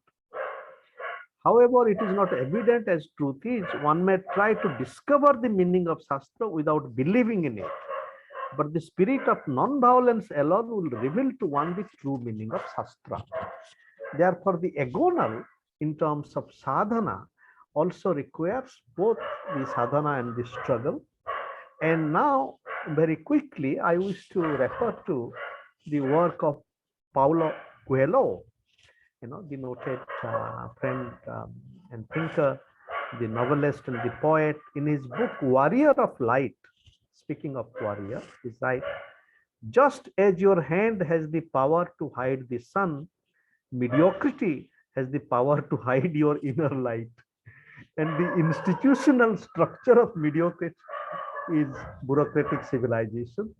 as Walter Benjamin would say, that tell me a civilization which is not barbaric. Every document of civilization is a document of barbarism. And what is a greater example than the bureaucratic civilization? And it hides our inner light. And then he goes on to say, a warrior never picks up fruit while it is still green. Therefore, the agonal spirituality, the war and the sthita prajna and the what is called as the doing action without fruit, as it is in Bhagavad Gita. And Coelho writes, a warrior of light values a child's eyes because they are able to look at the world without bitterness and without blindness. And linking to this is my final submission, linking agonal spirituality to available tropes like jihad, for example, as Ori has suggested. And Prophet Muhammad, peace be unto him, he makes a distinction between the greater jihad and the lower jihad. He says that all this is, fighting war, it's a very lower jihad, and the greater jihad is the jihad of the soul, and no jihad is more, deep and excellent than. But that jihad of the soul, the inner jihad today, also has to be looked into, for lack of a better term, what I would like to call as an institutional jihad. Now, how do we create our institutions who are not only institutions of barbaric bureaucratic civilization, slaves of their own rules, as NATO, for example, the security order in post-World War, and how the institutions themselves also embody a sadhana of both agonal democracy and agonal spirituality. And both of them are animated by beauty, dignity, and dialogue. As Sri Aurobindo would say, that a lonely freedom does not satisfy a heart which has grown one with every other art. I am a deputy of the aspiring world. My spirit's liberty I ask for all. The liberty of the children and people of Ukraine, the liberty of the children and people of Russia, the liberty and people of Punjab and also America, we ask for all. And that is the Lokasangraha, gathering together. The Lokasangraha also becomes a space of agonal democracy and agonal spirituality. Thank you. Thank you, Professor Giri. It was very, very insightful, and putting B.R. Ambedkar's conception. And we have to understand, B.R. Ambedkar and reconstruct and interpret Ambedkar as a foundational thinker of sovereignty and agonism.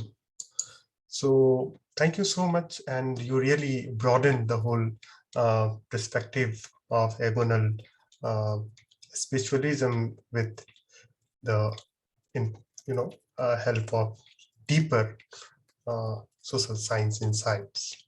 Thank you so much. Now it's time to invite our discussants. So, dear and respected friend, if you have any question, please indicate me in the chat box. So, in the order, first I would like to invite Dr. J.S. Anand, sir, and then Professor Gyan Gului and Sachi. So, Dr. Anand, sir, are you there? Sir is taking some time, so I invite Professor Gyan Gului to share his view. Yes, thank you very much.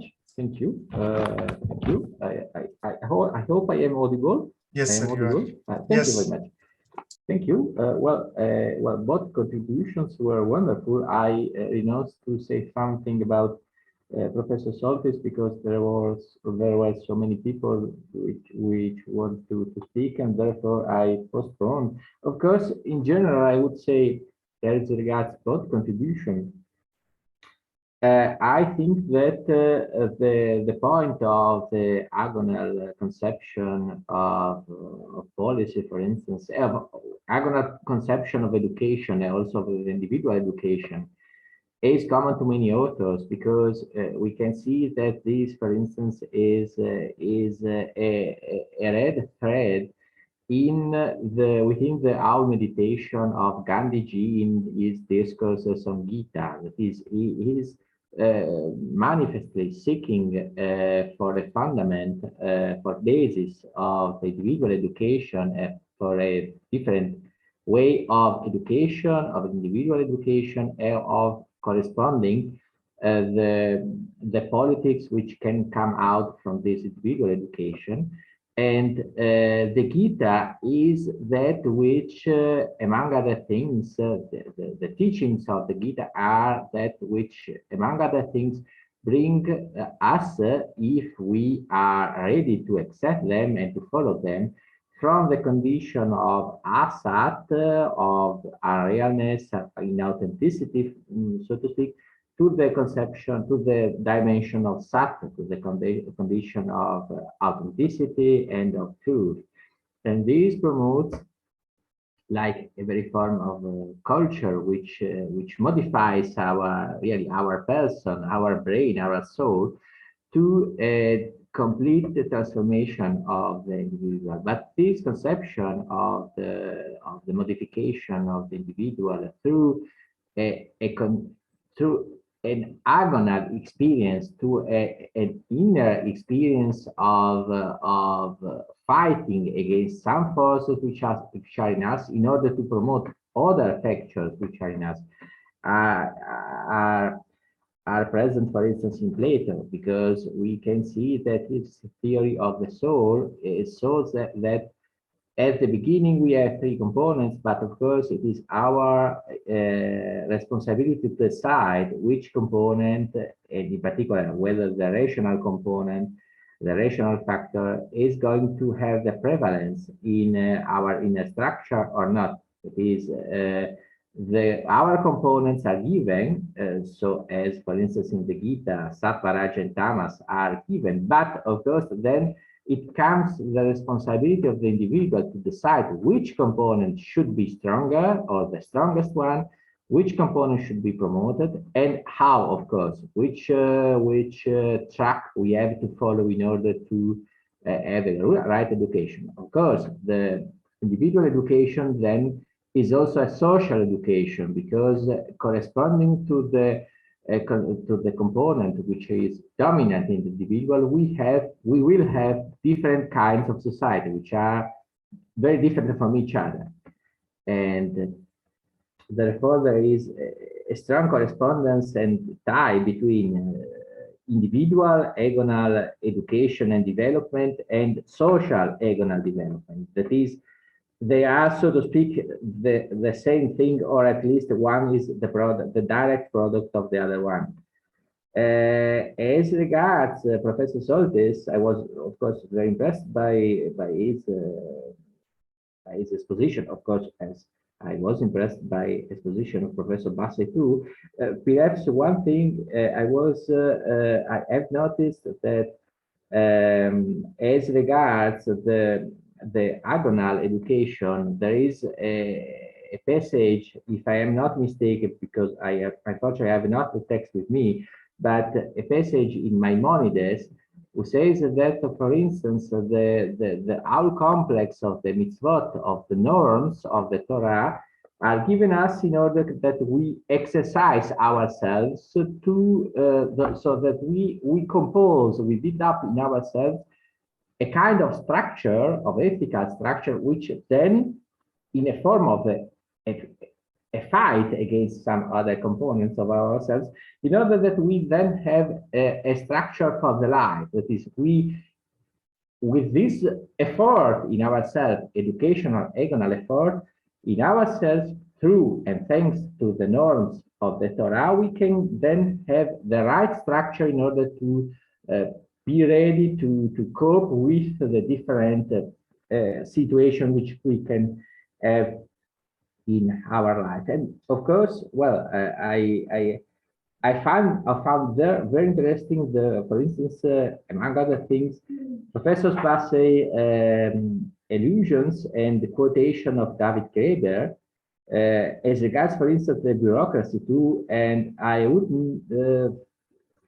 perhaps add that as regards the criticism of David Graeber's about the bureaucracy, I found very interesting in David Graeber's, in the late David Graeber's meditation on bureaucracy, that he seems to distinguish between two kinds of bureaucracy. That is, the bureaucracy which is against the individuals, the workers, for instance, and the bureaucracy which would like to help the workers. This is, if I am not mistaken, in his first chapter about bureaucracy. And the theorists of globalization, of neoliberalism, aim to destroy the condition of, so to speak, the good bureaucracy, which, for instance, is the form of medical care and so on, in order to let the individual complete elan in the society, complete abandon to himself in the society and in the reality. Well, thank you very much. Of course, there is plenty of things, but I have to limit myself in order to give place to the other one. Thank you very much. It was really wonderful. Thank you. Yes, thank you. I request Dr. Bussey to kindly note on these questions, and we will invite you at the end of the session to respond all these queries. So I can see in the chat box, Sundaram Ojaji,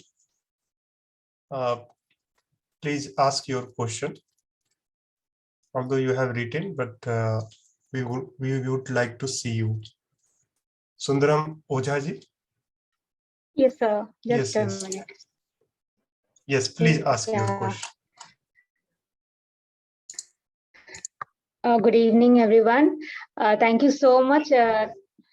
This because I am a research scholar and I want to, work in the field of spiritual communication. So I came to know many new things. So I just asked my question that what are the areas where we can, bridge the gap in the field of spiritual communication? Because from the communication perspective, people are not looking at this. And my thought is that intrapersonal communication, which is the basic unit of communication, we are ignoring that.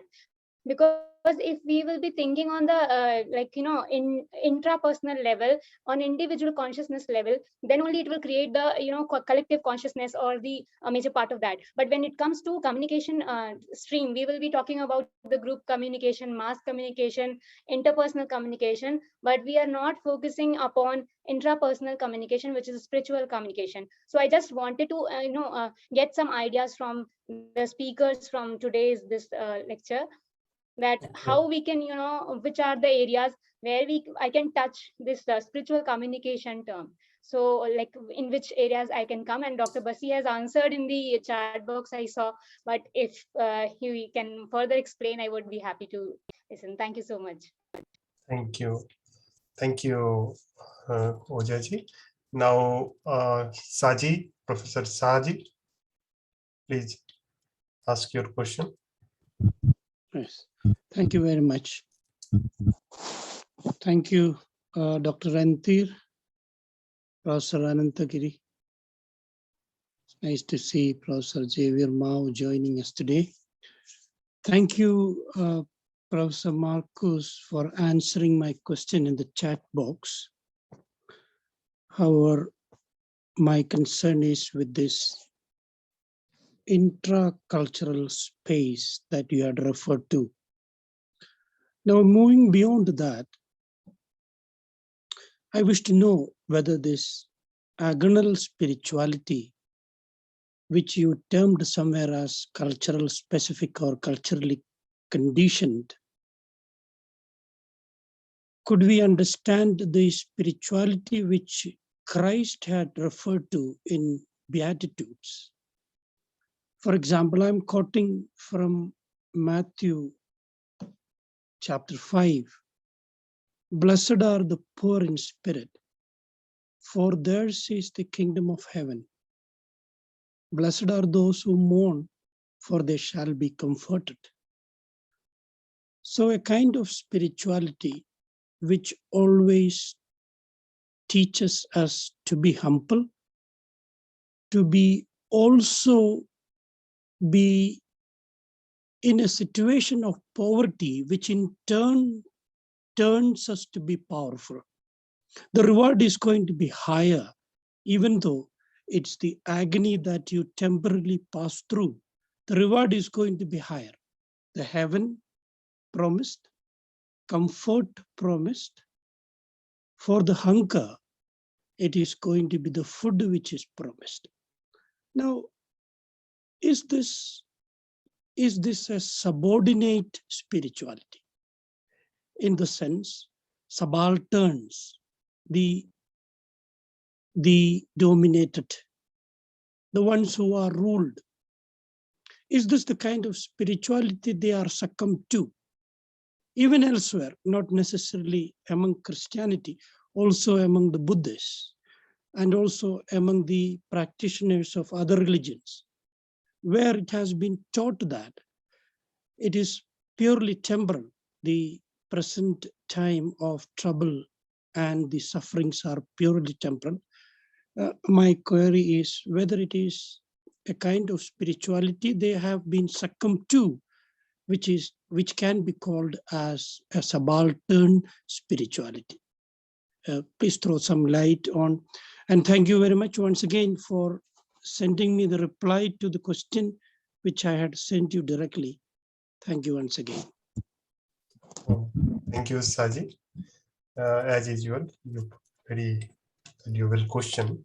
So now Hello. I can, yes, sir. Hello. Yes, JS Anand sir, please. Randhir ji, I was actually listening to both the speeches, lectures. They are very illuminating, and particularly Dr. Bussey, he was very elaborate and comprehensive. And although I asked one question to Mr. Soltes, Dr. Bussey has actually said so many things, and I believe that these ideas, agonal spirituality, these things are actually, they need to be practically applied. These are not ideas to be just thought or discussed. They are to be applied also. And so far as individual application is concerned, I believe that this the idea of agony is concerned with some sort of spiritual suffering which a person feels at some moment of his life. Now, this is very common that we feel suffering. We suffer at many places, but the question is how these feelings can be used for transformation, because individual people we see, they are ruled by, as he was talking about, materiality. They are ruled by materiality. So how to draw the line where we should step on the other side, on the side of spirituality, so that there is some sort of elevated feeling when we are interact with the people. This is my question to Dr. Bussey. Thank you so much, sir. Very deep question, and I think we need to have, organize one more talk because we have limitation of time. It's very deep question, the question of suffering. Now, Miniti Pradhanji, and then Devendra Tiwari ji. Hello, Yes. am I audible? Yes, you are audible. Good evening, everyone. First, I thank Professor Ori and Ananta Bhai and Professor Marcus Bussey for very deep, wonderful presentation. As you said, it is correctly said that we need one more session to get through with all these Minati, things. you can please put on your video. We can feel your presence. Yes. That I was actually when the session started, I was thinking, okay, whatever the questions were coming, slowly with the discussion and things, I got answers to some of the questions. So still, I will know that Marcus Bussey sir was telling about history. I would say a very simple thing that, about the fighting and all. Our history always actually glorifies the conqueror, who are the murderer and, bloodthirst. Those things has been glorified before in this thing. I feel personally that the way of the way history is written should be changed, because those things it gives that the false sense of pride and things. So that is one point. And that spiritualism, actually, now only I'm learning through all these webinars and things like this. What we had learned about spiritualism, it is like that is a realization or a feeling or a sense of something greater than ourself is present. Like, and I want to know whether in those spiritualism, in Hinduism, there is a life after death. You communicate with the dead and they come back and things, it is there. In agonal spiritualism, whether any lore is like that no, even if we die, even if we do such things what is not good for the humankind, means later will be rewarded like those things. So please put some light on that. And to Ananta bhai, I have a question, like, what is the, you were telling that what is the solution? There is every civilization is barbaric. What is the solution? What is the solution? It can be solved. And Marcus Bussey sir, one slide was telling, no, being where, maybe pardon me if it is my ignorance, like things, but I want to know how being democratic is where. So these two questions I want to ask. Thank you for that. Thank you, Minithiji. Now, Dr. Devendra Kumar Tiwari. Thank you, sir. First of all, I would like to express my thanks to the distinguished speaker, Dr. Bussey and Professor Uri J. Salt, for presenting the concept of agonal spirituality.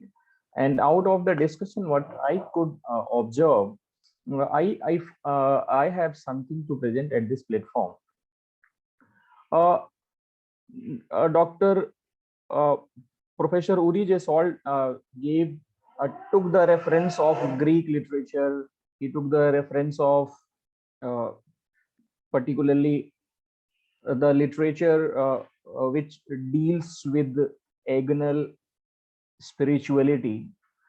And time and again, the term agonal democracy came in discussion. I have an observation about agonal monarchy. And it has it will help us out in seeing the future of Ukraine and Russia.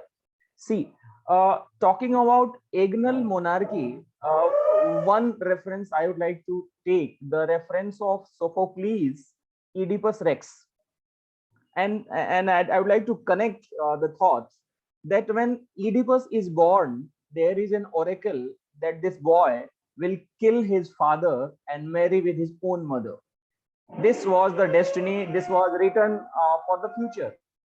So due to agonal monarchy, that thought of agonal monarchy, that fear of losing the power, the king of Thebes tried to escape his fate, and he tried to kill that infant. But we have seen the result. What happened?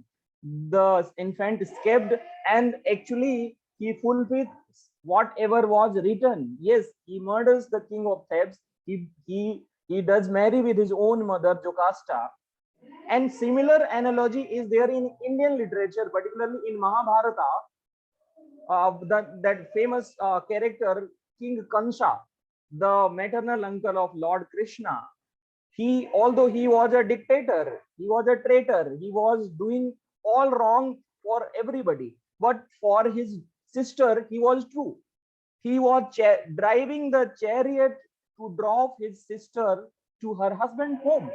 But similar kind of oracle he meets with, yes, oh King Kansha, the tears you are shedding for the sister, her 8th son will kill you. And once again, in the similar way, King Kansa tried to skip his fate, his destiny, and he put his brother-in-law and sister behind the bar, and he tried his best to kill all the children of Devaki. But we have seen the result. What happened?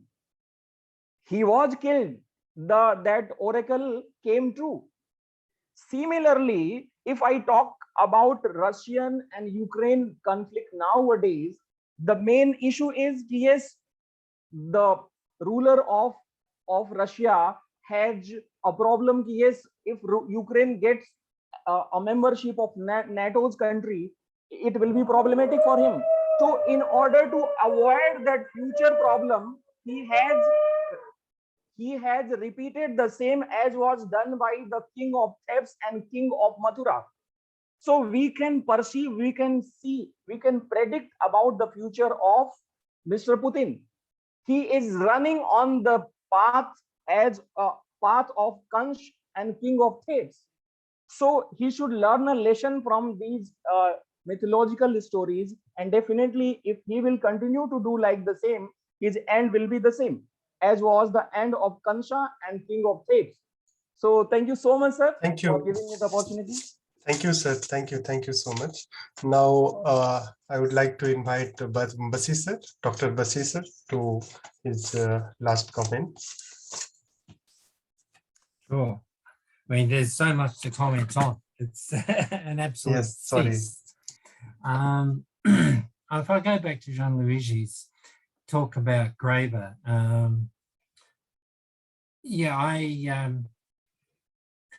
I really think that he's offering a wide range of responses. I put up an interesting link on the in the chat there of a talk that he's giving on bureaucratic technologies. And I think what I'd just like to focus on, because it's just a massive subject, is the fact that for Graeber, he's saying, yeah, we have these technologies of bureaucracy that are beneficial. But about 50 odd years ago, we had the potential to also use those technologies to benefit people in other ways that were more socially egalitarian. But we didn't choose that. What it seems to be is that whether it was a conscious decision, and I'm not a conspiracy theorist, but it's more that the dominant drives of capital poured money into human welfare, medical technology, communication technologies, which were the cumulative effect of which was less disruptive than, let's say, reducing the working week through robotics to 10 hours a week or 1 day a week or something, where every one of us would actually have the freedom to pursue our own passions in ways that would be socially constructive, but would actually lead to a much more free, creative, and generous society in some respects, but also a society that was not so controllable. One of the key things about AI today and IT and the communication technologies is that they have fallen more and more into the hands of just a very few global players, Google and Apple and so on. And I think this is what Graeber was seeing. He was seeing that the potential of bureaucracies to do more good than harm has diminished with each passing decade from about the middle of the 20th century. And he offers, because he's an anthropologist and a scholar, he's also, if you don't know, he also died a couple of years ago, quite suddenly. He was only 59 years of age. But, you know, his work was on understanding and exposing the actual material changes that happened over time that led to the bureaucratization of society. And in his latest book,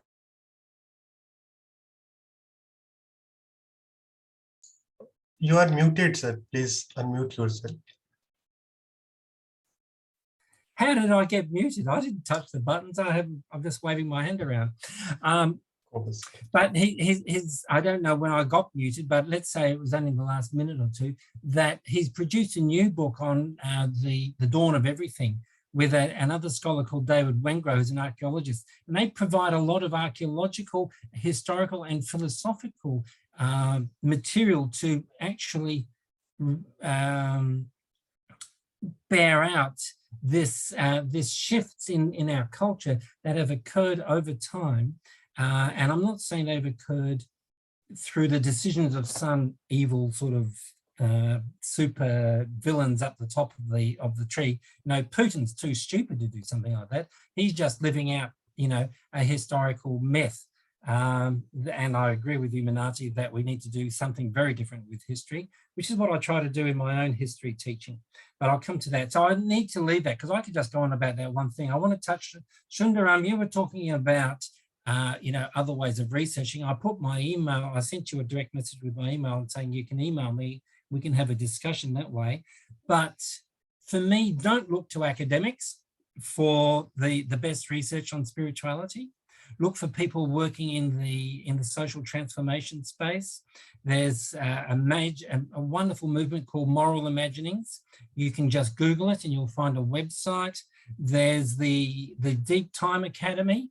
The Long Time Academy. That's a series of podcasts.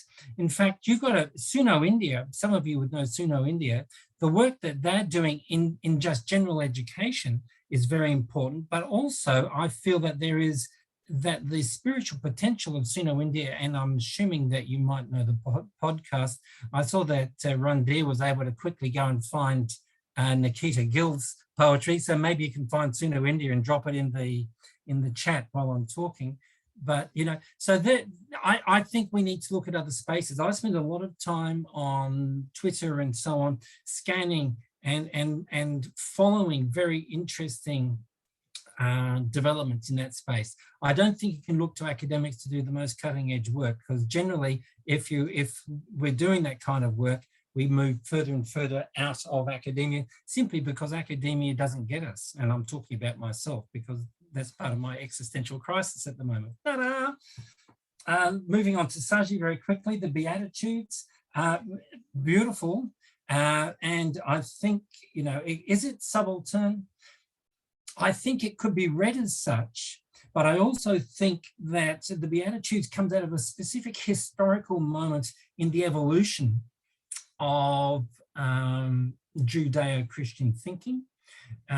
In my reading, and I know that many Christians don't see it this way, but in my reading, Jesus Christ, Jesus of Nazareth, should I say, because Christ is the name that we gave to him, he never took that name.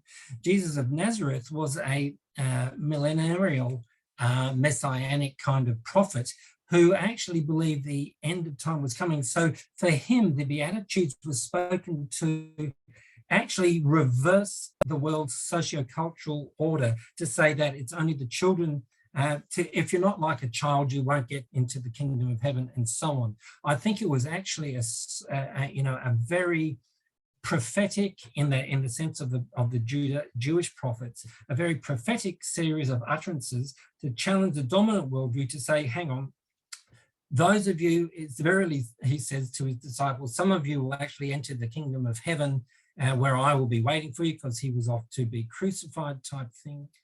So he believed that within, a lifetime, that the kingdom of heaven was coming. This is the way I see it, Sajid. So, and I'm happy to have further discussions with you about that. So his Beatitudes actually have a very powerful political and social message to the people he was speaking them to and sharing them with. Mr. Anand, J.S. Anand, suffering and transformation. Well, the old metaphor of the butterfly and the caterpillar needing to melt down and become a butterfly. I think at the key, or the very heart of the Agonal, whether it's democracy, as Professor Ananta was referring to, or the Agonal in the spiritual dimension, in the social dimension, in the personal dimension, the subject dimension as well. I think suffering is part of what propels us forward in our self-understanding, but in our understanding of self and other. The suffering takes us into the human world. And that, in a sense, links up also with the question that somebody asked about, I'm not even sure who it was now. Oh no, it was Saji. You in now on the chat question about how do we work with people who are, let's say, fundamentalists. I've never tried to convince anybody to believe anything. I don't think that's the way you do it. You don't try and convince with the head. You convince them with the heart by walking with people. The Agonal path, and Ananta's done so much research and writing about this, it's beautiful. The Agonal path is the path of Shudra Bhakti, where you go down and you work with people in the dust, but it's also a devotional task. And that's where Agonal spirituality is lived out, plays out. And it's where if I'm working with people who are very different from me in political, spiritual, religious, social, cultural, whatever dimensions, I find it's best to go and sweep the floor with them, wash the dishes with them, clean, whatever, work with people. Minati, your questions about changing history, I think, the democratization, I would say the democratization of history, because what we find is that history is generally put at the service of an interest group. What we've seen with subaltern studies, we've seen it with various forms of, feminist histories, LGBTQ and so on histories, that what we are seeing now is attempts by people to write history or even imagine history in ways that no longer privilege an elite. Because that's really what, Minati, I think you're asking for, and I would agree with you, that we have to keep creatively inverting or subverting, challenging through agonal processes, no doubt, the grip of elites on history, because nationalist histories are some of the most toxic that you could possibly have. And I see that in your country, in my country, it's obviously what's propelling and justifying, legitimating in Putin's little brain. That's, what's at work there. Devendra, you were talking about agonal. I think the word you were using was morality, but I was not 100% sure. But what I want to do is I want to pick up on your reference to Oedipus Rex or Oedipus Tyrannus. Sophocles, please play.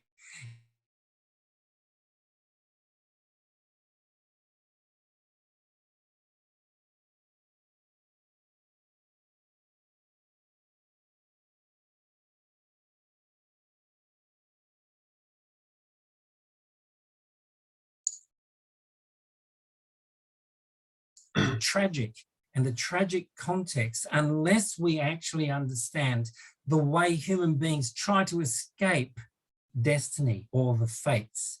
And I think that's really important to understand here, that there is an aesthetic cultural dimension at work. In the examples you gave, we cannot underestimate the power of the aesthetic and the cultural in terms of, prophesying the downfall of a king. Or whatever, as in the two examples that you gave. So, but that's the essence of tragedy. And of course, we are witnessing tragedy today. We're witnessing it not just in the Ukraine, but we're witnessing it in our own countries. We don't need to go very far outside our door to see, hungry kids, or in my case, people incarcerated for their color or for their for being boat people coming to Australia and so on. But I could go on and on and on, so I'm going to stop and I'm going to thank you all. It's actually nearly midnight now here, and I'm going to go boom very, very soon. So I'll hand it back to you, Randhir. Thank you, and have a good night and sweet and creative dreams. I'm hoping for them. So thank you so much. Now, Professor Giri, over to you. So we are also joined by Professor Mao, and we are so grateful to his presence here. So we welcome you in our Swadhyay Sachakra, Professor Mao. Professor Mao, thank you very much. Is professor and head of philosophy at Northeastern Hill University, you might know. And he has very kindly been interested to be a co-traveler with us. So becoming our lovely. So very quickly, Minati's question, as always, is becoming deeper and deeper. And this is a very important question. That is, every civilization barbaric? Now, civilization has a barbaric dimension as well as a potential for evolutionary transformation. In fact, but what has happened, and it is related to your question of history, as history is glorifying conquest, violence, and war, much of civilization has been a slave of that kind of logic at the level of self as well as institutions. But every civilization, for example, what is the unit of civilization? There's a lot of talk about it. But for example, we know comparative civilizational studies. Now, Western civilization, starting with Greek, is city-based, polis, P-O-L-I-S. And that polis is related to polis, P-O-L-I-C-E. And as Tagore says in Sadhana, interestingly, in this book, Sadhana, he says that Indian civilization is forest-based. And in forest, it is very difficult to police forest, P-O-L-I-C, though the contemporary forests are being policed and it is becoming a civilization of barbarism. Therefore, now even in the forest-based civilization, there is also barbarism, as we know that many incidents happen, and therefore the challenge is to realize that there is a dimension of barbarism, not only in the Greek civilization, which draws the distinction between barbaric and the civilized in all civilization, but this is a dimension which is not our destiny. To overcome it, how do we overcome it? By transforming violence to creative and active non-violence. And here I would like to offer what can be called as a trigonometry of civilizational creativity by referring to three processes. One is generations. Now, civilization is generations, and generations is story, as Marcus would say. Now, how do we bring generations across, not only one or two generations, 50 generations, and that generation being linked to generativity, to creativity? How do we generate? Now, even in that generations, our history of violence, through many work, through self-work, memory work, it transforms into forces of generativity. How, for example, Western civilization, which has created a lot of havoc today. Today, both Indian, Western, Chinese civilization were a part of a globally interconnected world. And how do we learn from our civilization of violence and to generate a civilization of non-violence? Interestingly, in Chinese constitution, there is the role, there is a word that we have to build an ecological civilization. So, and then the third thing is generosity, generations, generativity, and generativity, and generosity. And this agonal spirituality is both generosity, compassion, and confrontation. So the confrontations that we had, civilizations has been a slave of violent confrontation. And with that violent confrontation, how do we transform it into non-violent confrontation? How do we make a marriage between compassion and confrontation, which would give into evolutionary offsprings? Yes, thank you. Great submission. So now it's time to invite Dr. Devendra Kumar Tiwari sir to kindly vote of thanks. Please offer vote of thanks, sir. As always, our co-nurturer. Thank you so much, sir. And it's my pleasure to sing this vote of thanks. Really, it was great experience, and credit goes to particularly you and Giri sir. But it's my honor and privilege to express this deep felt gratitude to the distinguished speaker, Professor Urije Soltes, and Dr. Marcus Bussey, for making us understand the concept of agonal spirituality and linking it with variety of topics and offering solution to the even the current problems with which entire world is suffering from. So thank you so much, Professor Uri Jo Soltes and Dr. Marcus Bussey. I would like to express my deep felt gratitude to Professor Sagi Varghese sir, Professor Gyanlui Gi, Professor J.S. Anand sir,